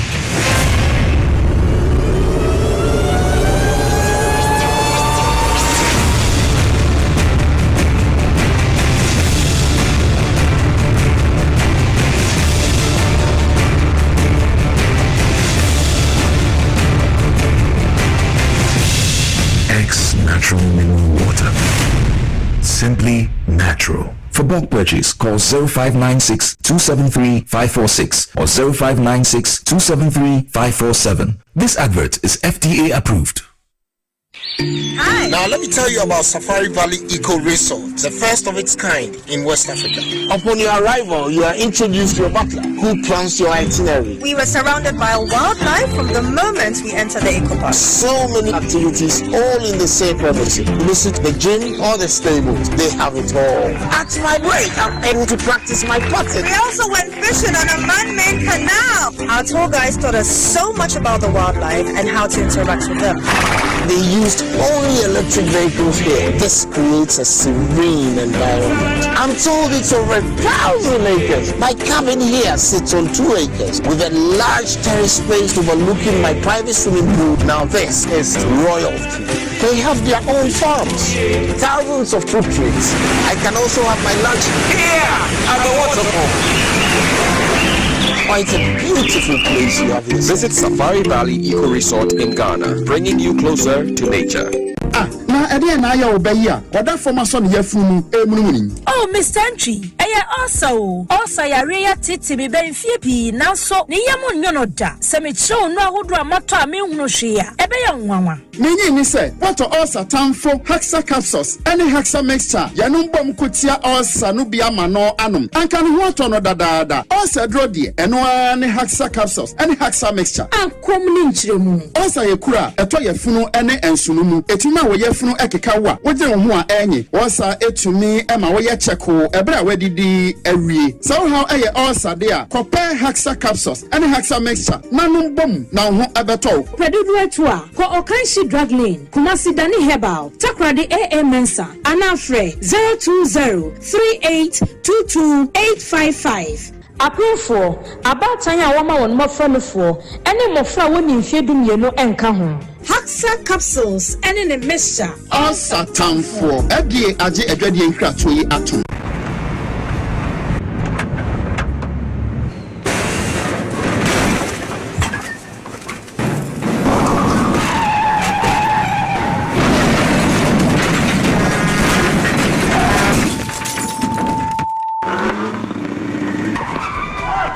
Stay back and stay safe.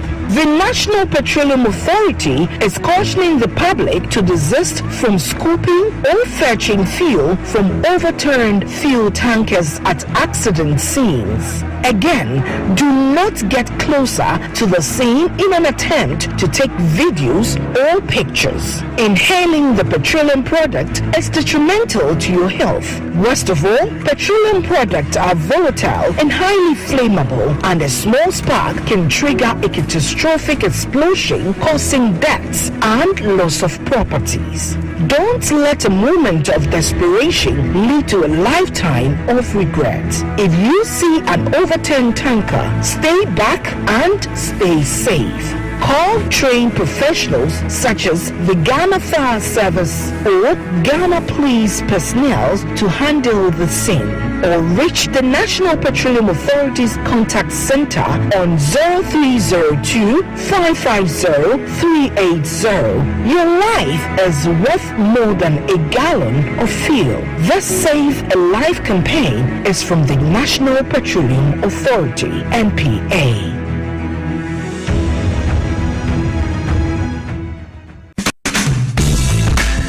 The serene environment fits into the goal of the school, which is simply to provide excellent educational foundation for your ward's development before they commence primary education. At first glance, clearly you will see why the school is called Hebron Hills International School, as the building stands tall overlooking town.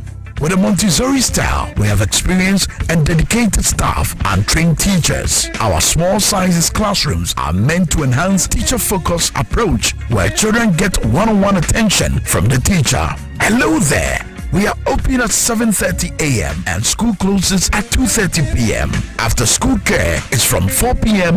to 6 p.m., while early drop-off can be arranged at 6 a.m. Hebron Hills International School is located at Midyear off the Nsawam Road, Locate us with GP postcode GW0688 GAWEST and GPS code 06884870. You can contact the school and make further inquiries on 050-876-2375 or call the office directly on 0302-918768. Email us at hebronhills.school@gmail.com. Hebron Hills International School. Excel and shine.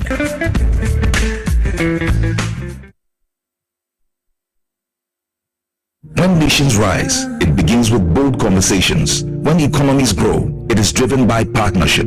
This April, Ghana's business and policy leaders converge at the Cool Business Forum 2026, the nation's premier platform for investment, enterprise, and economic transformation. With special guest of honor, His Excellency President John Dramani Mahama, joining captains of industry, financial institutions, investors, and entrepreneurs. The Cool Business Forum is more than just an event. It is a call to action.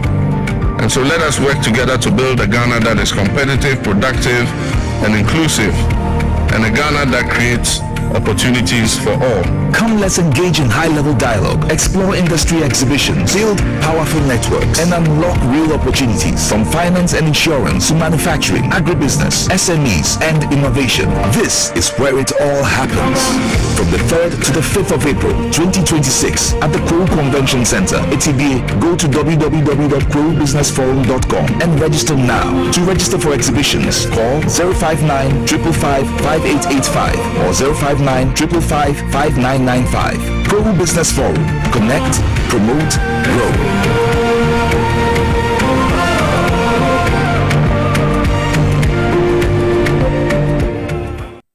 Brebo eye adwumada. Eboa eyam aduane.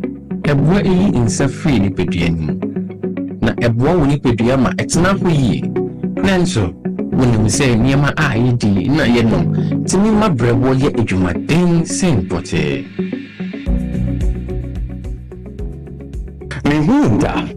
Me brebo ye adwuma pa. Ebia sese mitumi ye bibi boa me brebo. Ani and wanting about the left hip from the Moses Clinic, we have our center about herbal food supplement. We see the barber, and my year, Jumaji. Fatopa Yenu, and a pania you may. Now a broma berbo ye Jumayi, Sunny Baya, and bits me yam a Jania woody, and sissy Pijanimo, a you can see. And no, I'm a brabo here. Ubenya Life Kid or pharmacy, herbal shops, and supermarkets are a bell. Sawopa to do us with 0244 068447. Life Kid, one bread war, one pedia. A dreary any mapping for a ma emma or man for, make a for our 1 year in fear to me. FDA JD Kratui Atum. Official poll! Power Independence Jackpot! Mansaka! Ghana Free! And when you made 69th Independence Day! It's Friday, 6 March 2026. On Yaza, you will wave the flag and quote. Richard Deck and no coffee or Lajan could Independence Power Jackpot! 69th edition! Taylor in the big! 9 days before mobile phone. $1 star 274 hash. Select option 2. Power Jackpot. Ticket to Kubia, your 10 Ghana cedis. Into the more to tickets and no chances of winning a Susura no call. Mexicanable flow amodama. 9 winners, but for 690 Ghana cedis, Akufie and paying a Pabaze. Ticket to Kubia, your 10 Ghana cedis. 9 days before mobile phone. $1 star 274 hash. Select option 2. Power Jackpot. Taylor in the big.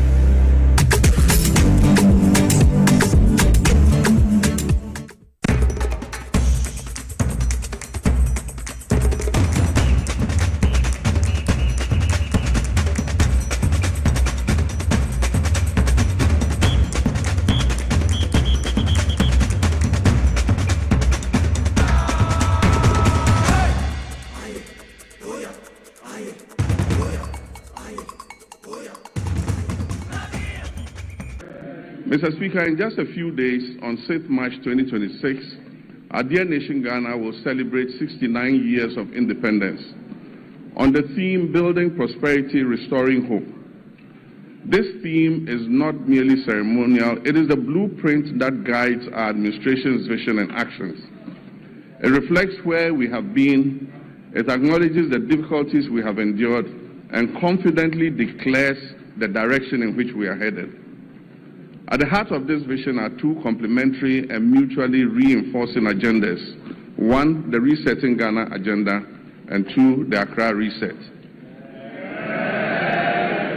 The Resetting Ghana agenda is our national commitment to restore economic stability, rebuild public trust in our democracy, strengthen our institutions, and deliver tangible improvements in the lives of ordinary Ghanaians. It is about turning the page on years of mismanagement and confronting our challenges with honesty, and charting a new course anchored in fiscal discipline, transparency, and sustainable development. The Accra Reset, on the other hand, is our continental commitment. It recognizes that Ghana's prosperity cannot be separated from Africa's progress. It calls for a fundamental shift in how African nations relate to one another and to the world, from dependence to self-reliance, from fragmentation to integration, and from reactive postures to strategic leadership.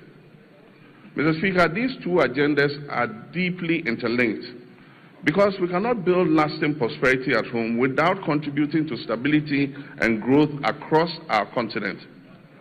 Equally, we cannot lead effectively on the continental stage if our own house is not in order.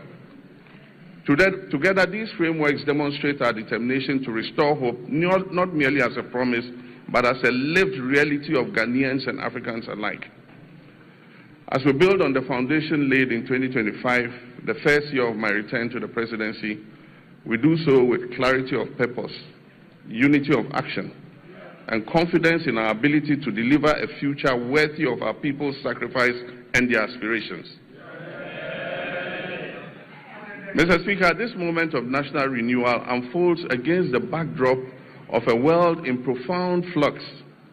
The global order we once knew is being rapidly reshaped, and the so-called rule-based international system endures only as long as it protects the advantages of those who designed it.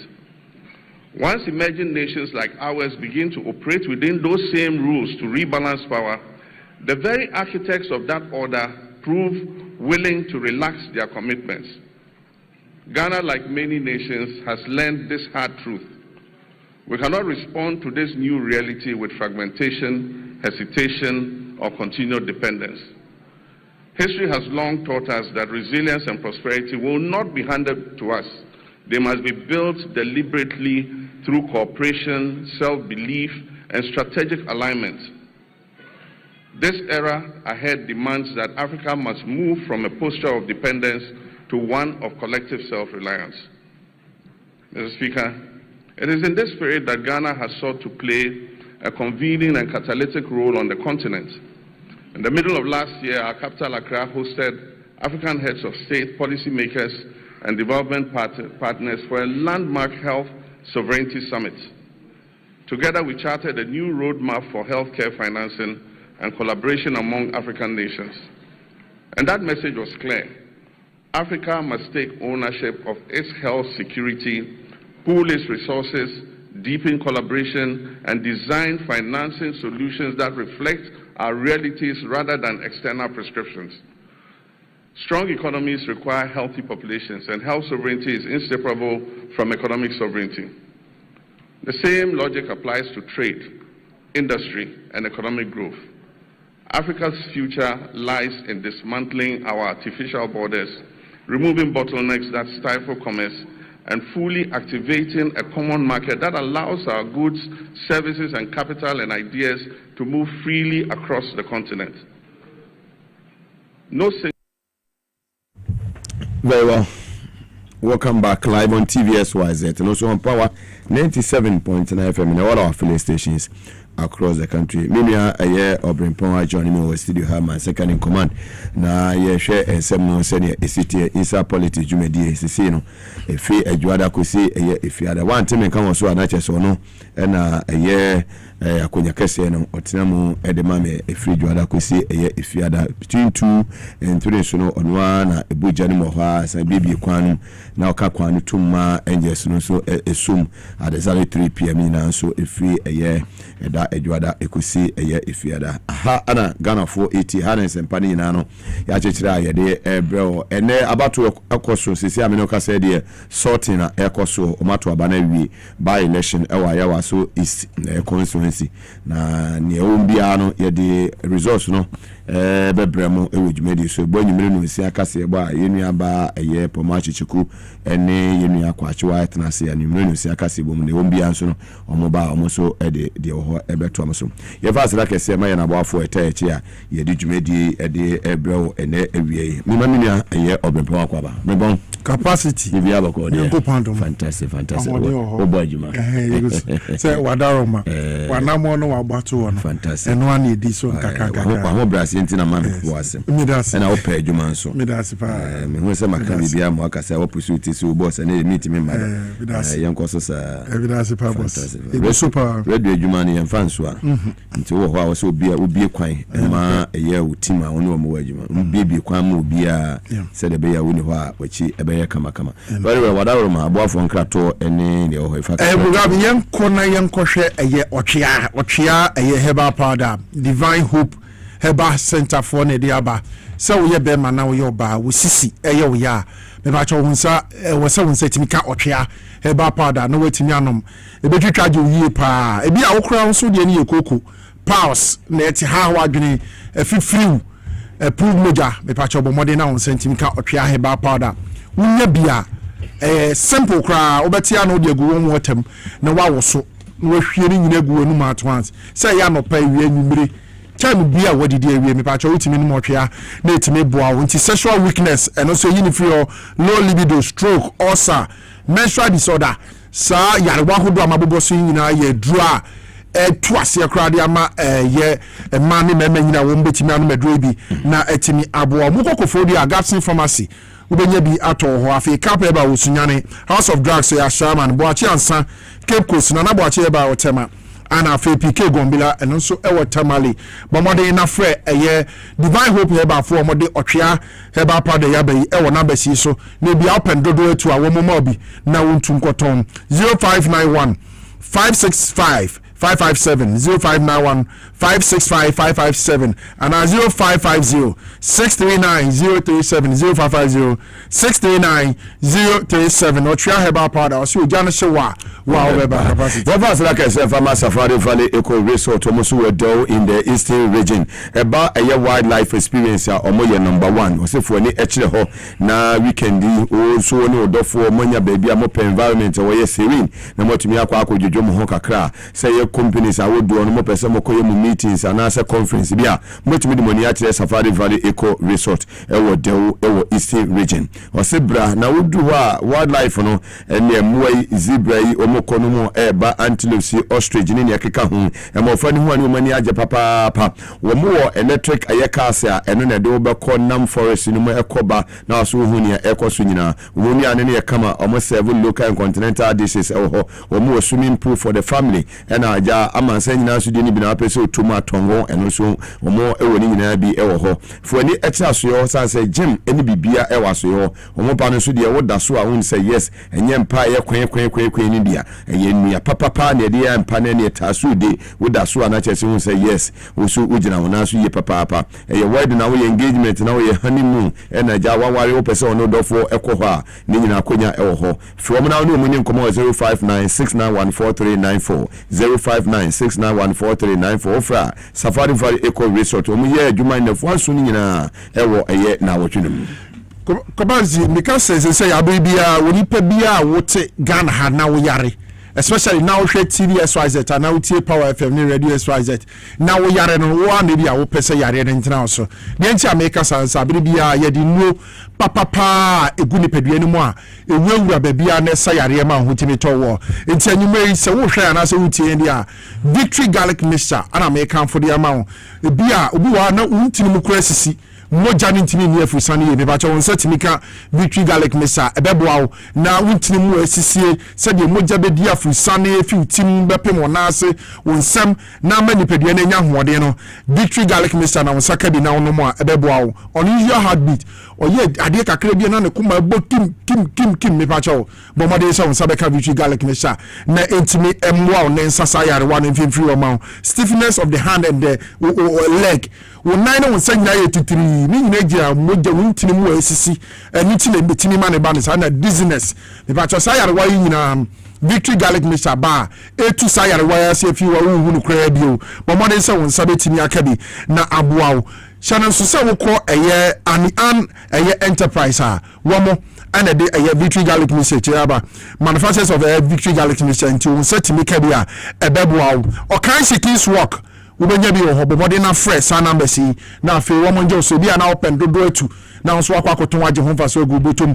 wo mo bebo na on setimi aka bi 0201 293 8280 0201 293 280 and 0242 545 633 0242 545 633 now on setimi aka Victory garlic mixture ni bi na etimi aboa es natural mineral water so ye ene dre nsu de enia yinsu oba 37 na Bebrese Street the heart of Accra usu a dudu bia opebia no obi hu Mr. Robert ya wonsa betumi aka bi san so na odi woni kire me come show bia wo Ghana ha wonsa betumi aka es natural mineral water ni bi yinsu pa say where the now engagement na wo ye wo top no e dia frɛ eye adofo a birthday party bi naja wo so wanya wo ya no ape es natural mineral water ni bi said de be ya wo de be serve akoko no mani age hu ye papa na ensu no ensu a ede san say ensu a afan fidiem ya ye no kroje kama Food and Drugs Authority ye FDA omo so di omo stamp na ye den esisuo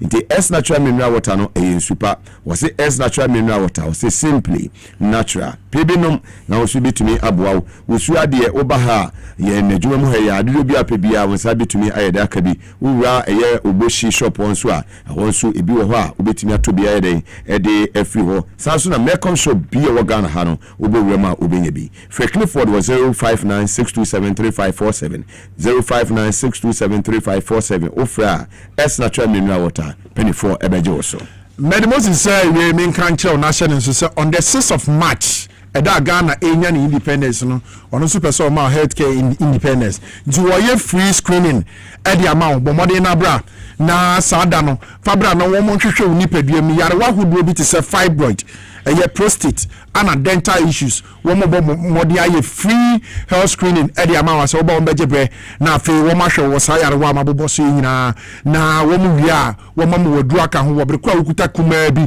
na wo de ba Medimosis eye clinic and prostate center on Friday on the 6th of March 2026 if 8 a.m. kwapem say 2 p.m. bebono but modern say do hu be kan the annual free health screening at Medimosis for the eba na prostate wo mabesa yare wo fibroid wo mahwehwem na afi wo dental issues wo see wo mojebre na afi wo mahwehwemu na enu senefata no wo matimi dia kan ho wo sika kakra bi okita wo no wo moje na afi wo mahwe wo but modern na ko Medimosis for wo maso ye ebi ewa dental barrier new site wo be Medimosis clinic and process center wo honom Accra ministries Ghana highway authority wo be hu omo eje kwojo omo ben assignment ehwanso Medimosis for wana fe kuma ase ahenema kokobe bomode na fresh sana be na Friday wo frɛ ma nkyeremu dia wo hia no wo mo mfa ma na fe bomode akɔ na kwaje wa yare hwɛ 0244 068 447 0244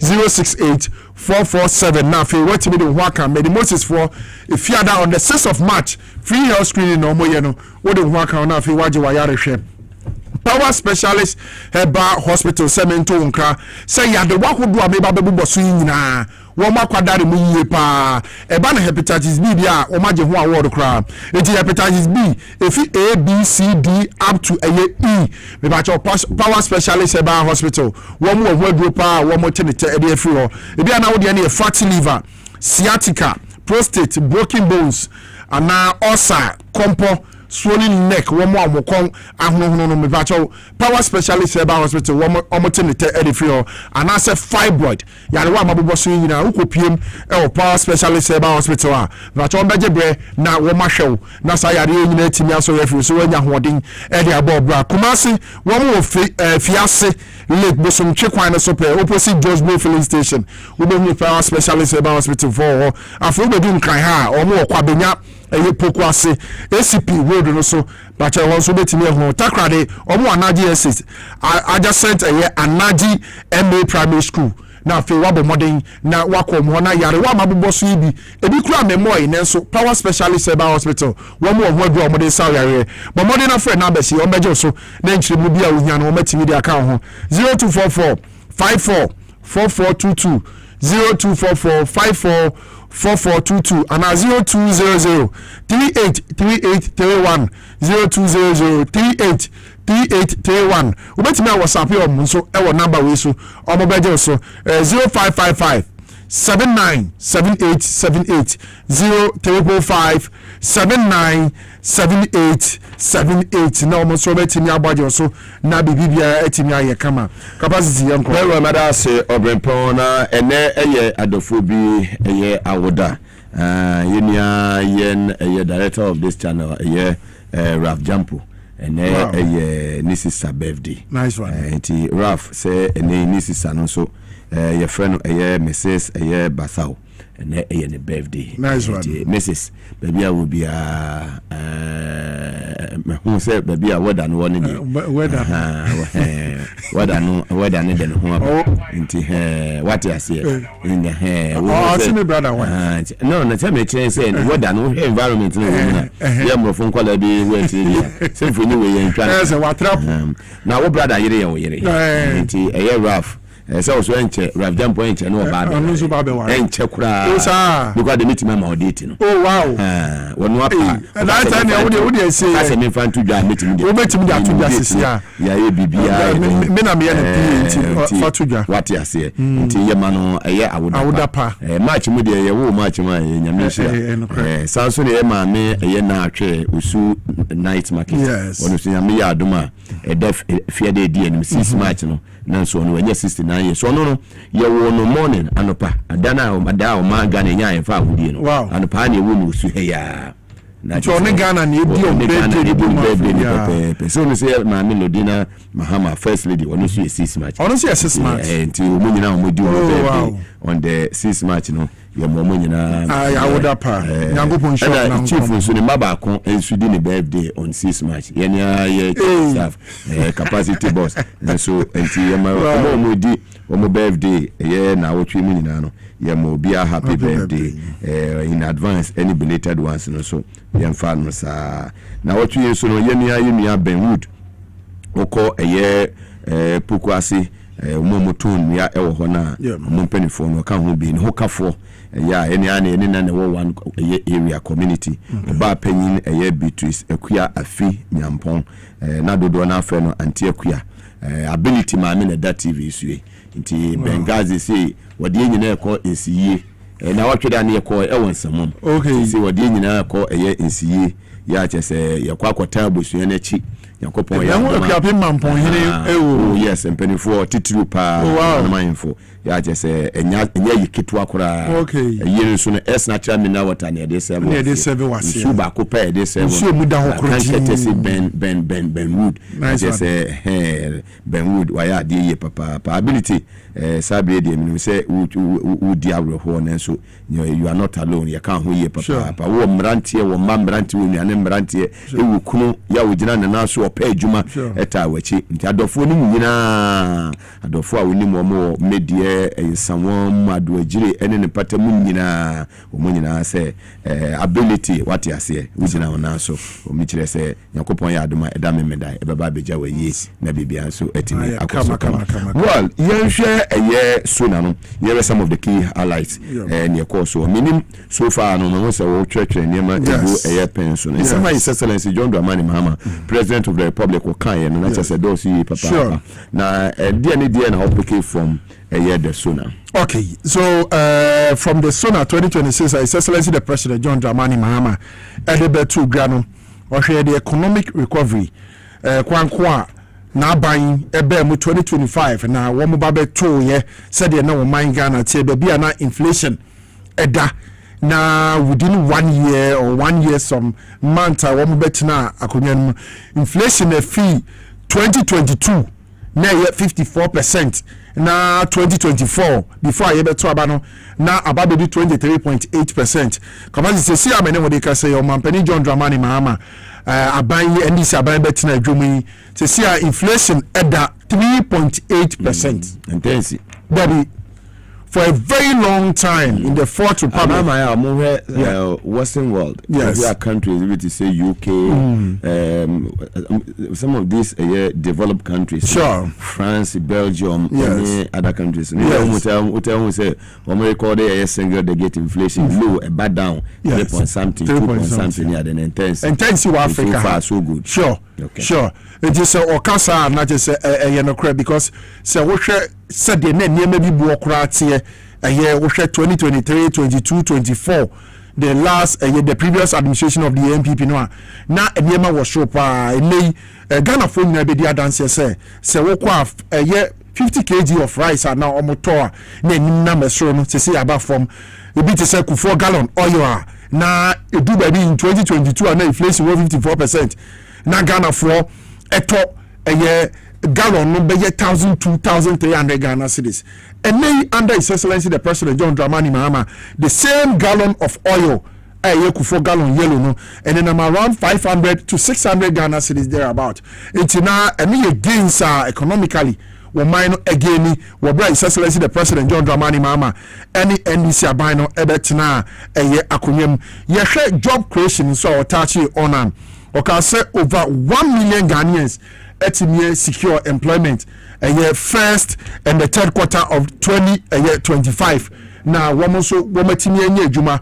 So washa ye fa 1 million codes His Excellency the President diba ya wamotete Ghana mebunwa wamuso maniji digital platform IT ho wamu betimi aye juma mo de IT be ye juma wamo ye si ye call Youth Employment Agency Malik Basin Tali ase ye wa hwe security assistant baby omafa, police assistant, fire assistant, prison assistant, and ye employment womo de create now ye share a great sector wokra no en kokon ketenkete adwuma wu na womo share the your friend saying extension officers, a great extension officers ahodoa womo pe bebre dia bana woma konkrofo inform abrebia no makobo mkwan womo befa so ede aye enkua na je say sa job creation nso na abenya bon homodin a wo hwese sa ne nyina be free ho na moga adisa obeto aso na ye ni ekire by election e course so ene ewo ayawa so East constituency in the Greater Accra region. Yes. So far no omakai 61 out of 113 police stations are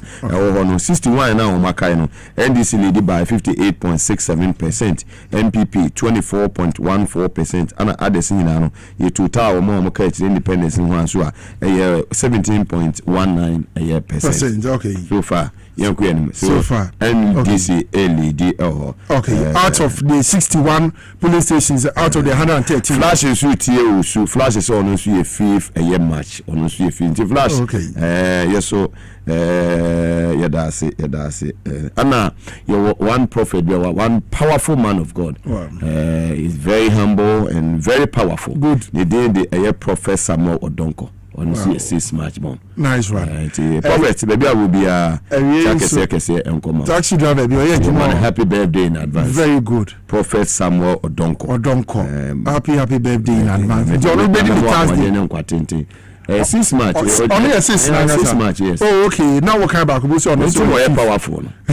Some culture is more home special near who sad date, you know. Very well. My gun and ya 6 March. 6 March. Hey, prophet. Yamisha no of my many as for money. Yes.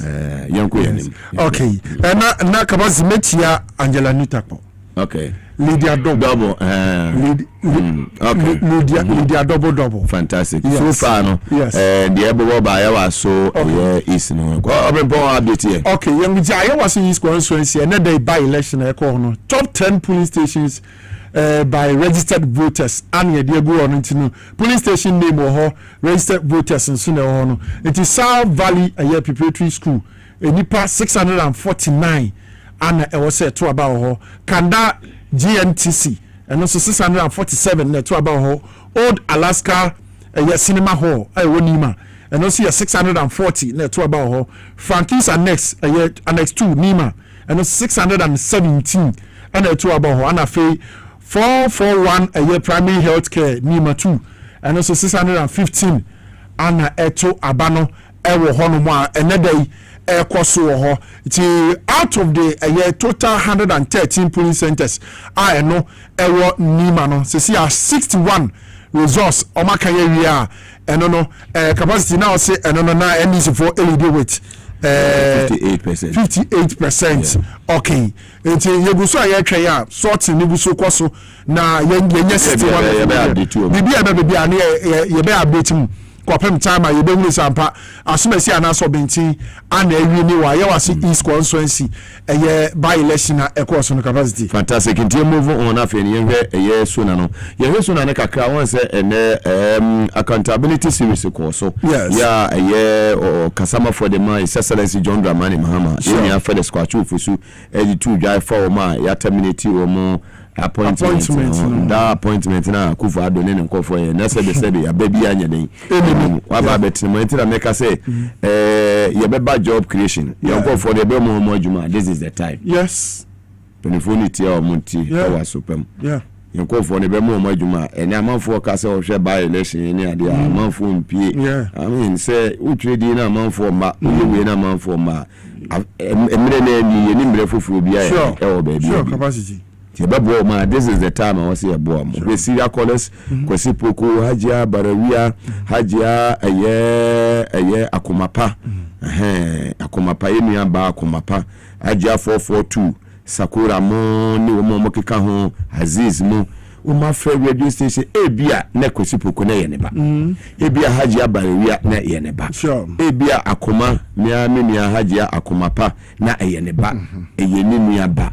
Yemwa womo because omo say ya college na de wadwuma omo ye wase no me ya na misumo omo pa multiple process any ade nde bedu baabi na bia be say we see protocol na there be yemra from yemwa womo ya mo omo na ho na mo omo 8 years no mate na fie me dem say me wo ba maso ye na me wo bi na me de beboa NDC for me mo omo we ya me nko bo NDP for they can play no me mo am nko for we ya me nko bo abonten so for yes I was saying make sure say NDC for me beboa womo no manya baby pie de ahye te akufa de appointment bi na enye abro ba bi free office na mompa mo nyina na momfa wo mo a yeso nkofo na qualified momfa bi hye sa office sure kaja gumni enko nti kabazi sari ya wo kan no eno anu no se sai se wo hwe se de aniema si fa akọ da na me se meteka mu badwuma papa bi ani ehye me so a wo so obrim home catch the president eni ndi saban se yeah, the amu say anti MPP for on prosecute one more down where the actually and see a bang by one more about the dying on what the actually say you call NSA gift to why mensa or says BMP no more penny for the whole back door. One must prosecute the basa or honor says BM. You share Abu Wahab Hanan National Food and Buffer Stock Company. Correct, man, and you what prosecute the Kwabna du boahene ɛyɛ ameya kufi Ghana omo te Ghana ha ya omo Ghana ha ya omo Ghana ha ne nti yɛnyɛ omo hwɛ omo wa bote ane yɛto nkra frɛ wɔm wɔn te Ghana ha ya ɛsɛ owusu mu nyina kani GBG contract $178 million. That be a Franklin Kujubisa. As long as you know how that's not my money. Article where ya who are part no corner for it. Now, friend, I better wrong letter. And a special prosecutor and found document in my Attorney General and kickstart the extradition process. Appointing authorities say human association. No crying, sir. Abibia, Debia mechanics, and this were lawyers. You. Yeah, I know. And this were being for I know.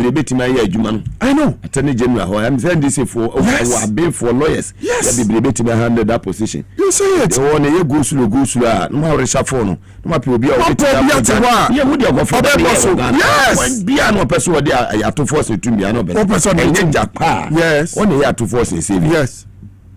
One. And the capacity, Sadia no, Ghana for you also.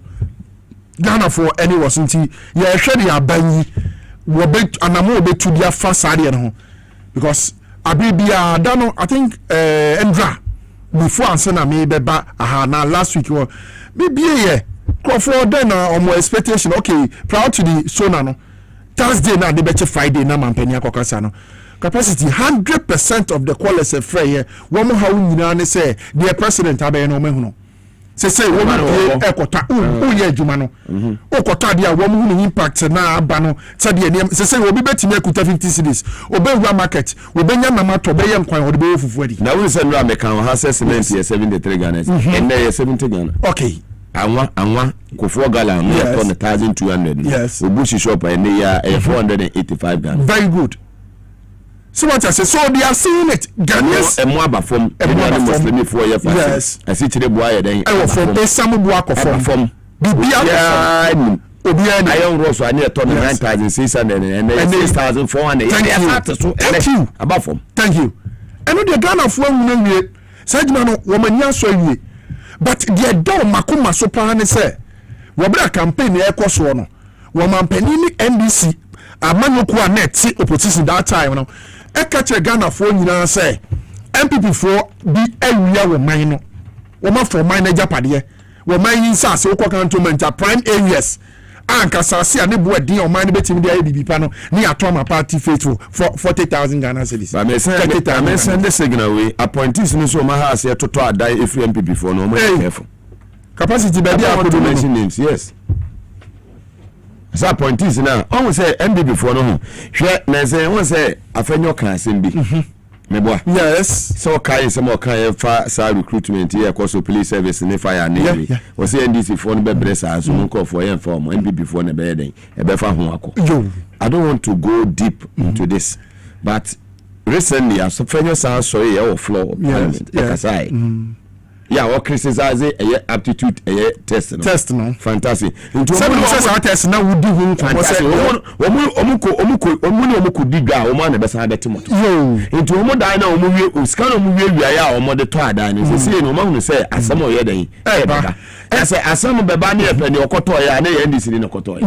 Me de me ya futo ya humble advice am de very good. Na say statistic me bodi ya na tell say say we ni nipa we yes o ye kronfo we wie sika we feel we wa ha no especially na akwakoto na akwakoto yo say do na afi ya bodin na so di nchire na what dey aba na dey we na me kwa me documents nyina sa na betena ha aka mo me post me video bi on social media na e no just say me o e no just say we appoint ya won to me to fi ya bi we say to say we adwuma MPP for mo very careful okay bi a mo no mbese dem aye bi a mo de mo baba abont no say down ya na make us obi betro obi o very no me person na boni din wa na mama na that big platform o betro say MPP is in opposition but we are controlling Ghana and a capacity you know go to most of our state-owned institutions but be at na now don kwaku for the year to abawie ya now we promoting one and you almost share prime areas our state-owned institutions and they are there yes and they honorable fellows good and what's the subject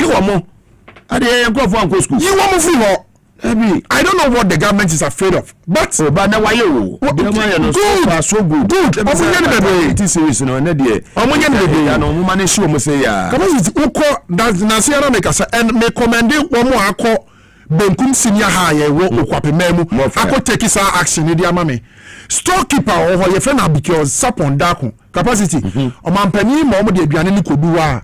One free one no the kia bongo akwasisa nnuane no wo store okofo dia evidence o capacity videos wa ha ye wi amefo de ni nyina dia ma sembe badabi abigos entine mati say me bomu last week ana mati say security personnel bi akobenkum senior high secondary e hono mo no headmaster otiwo no ono Samuel Okune de ne kwotena hono me no ka say papa no kra yare enti ono anka sakra ntimi nyamre nche da nko school no wo ana wakọ monitor say de niamasi fa de kro Beza no wo benkum senior higher no ogina no say sa proyene kankan no ompre no o ma transfer na free ho wo mo de na konifa akofa nifa de na ba benkum asaya me ne okan e da ho benkum sesi a capacity ye wura wa sa pepepe na tie wo mo ma mo fra na ye SRC week agi wo musika 40-50 Ghana because nsuo ho oden e wo benkum senior high capacity ba pe mo ne wo ma diskana wo mo too well ne ma mo fra no enti mo fra no sori anopa nsu o mo de bedware wo benkum senior high kwa ehoden ana abigio sapona wo no eye storekeeper wo ho na enka nnuane abandi ba mo fra bedi no wadie shop okofobia na abandi begu ho a no masisako now say na do mo de youth employment wo mo mbetimi abo secondary schools kitchen ni enema eco school num MPP eyinkwa no masisa o makobu wonom. And Your Excellency, you are doing a great job, but some man can be a mobile monitor some of these things in secondary schools no more. Because you say when you be ba who should be no, na niema afa wase no, wo ya mo hwe ye. Secondary schools no no. Kapasi ye will be the bebre wo ma ya cho na se ya do wa. School bi do wa, my friend Ganata na school bi do wa, e bi ase enuane ho nsem no. Ganata wo ho so e do wa ho.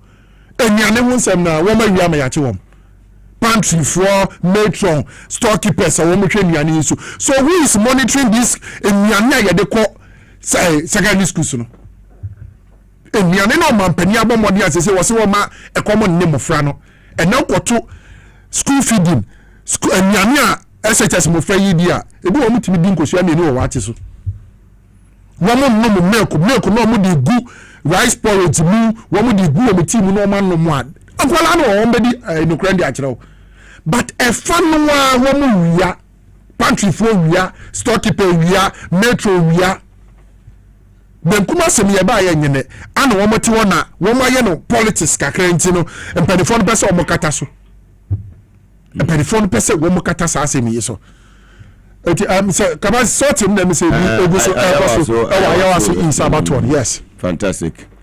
Yanko Tiana yentie kakra mra fantastic yentie kakra mra na fi yento aso Yoko me say omuguso a sort it no ge won bia na e bema omensa aka na asa now no minim say omanya your friend say you resource ni bia kan out of the 61 na wo modi aba no a efri 113 police stations no e bia be ka ho ana 61 na omuguso sort it bibi ba e bema e be update na o ma hu ni e koso e ho but ene de Jubilee House no ma shake ni mama so far me hu say sama ya kan ha no o say yi o mu nyina efi ho capacity o say yi o mu nyina if on say hwe obi muti say Dr. Esiama governor of the Bank of Ghana na ye hwe eye Nasiru okay governor and only deputy the choir fast so Akufo-Addo buy na papa nti mo trending na mo hwe fast board Dr. Stephen Opuni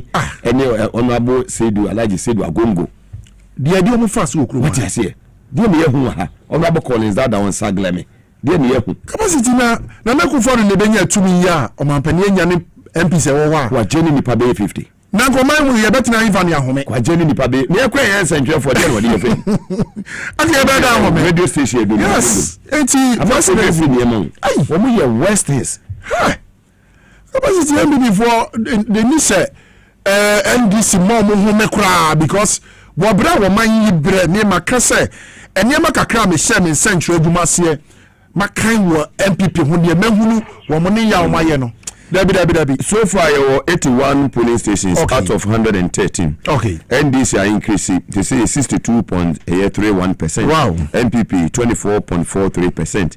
Others no are reduced about down about 13.27%. Oh, okay. And Baba Jamako. I also see for actually sampa. So far so good. We are okay. One Mujinampa. Okay. Yeah. Yeah. Okay. So far provisional results, I think Mudaho. Okay.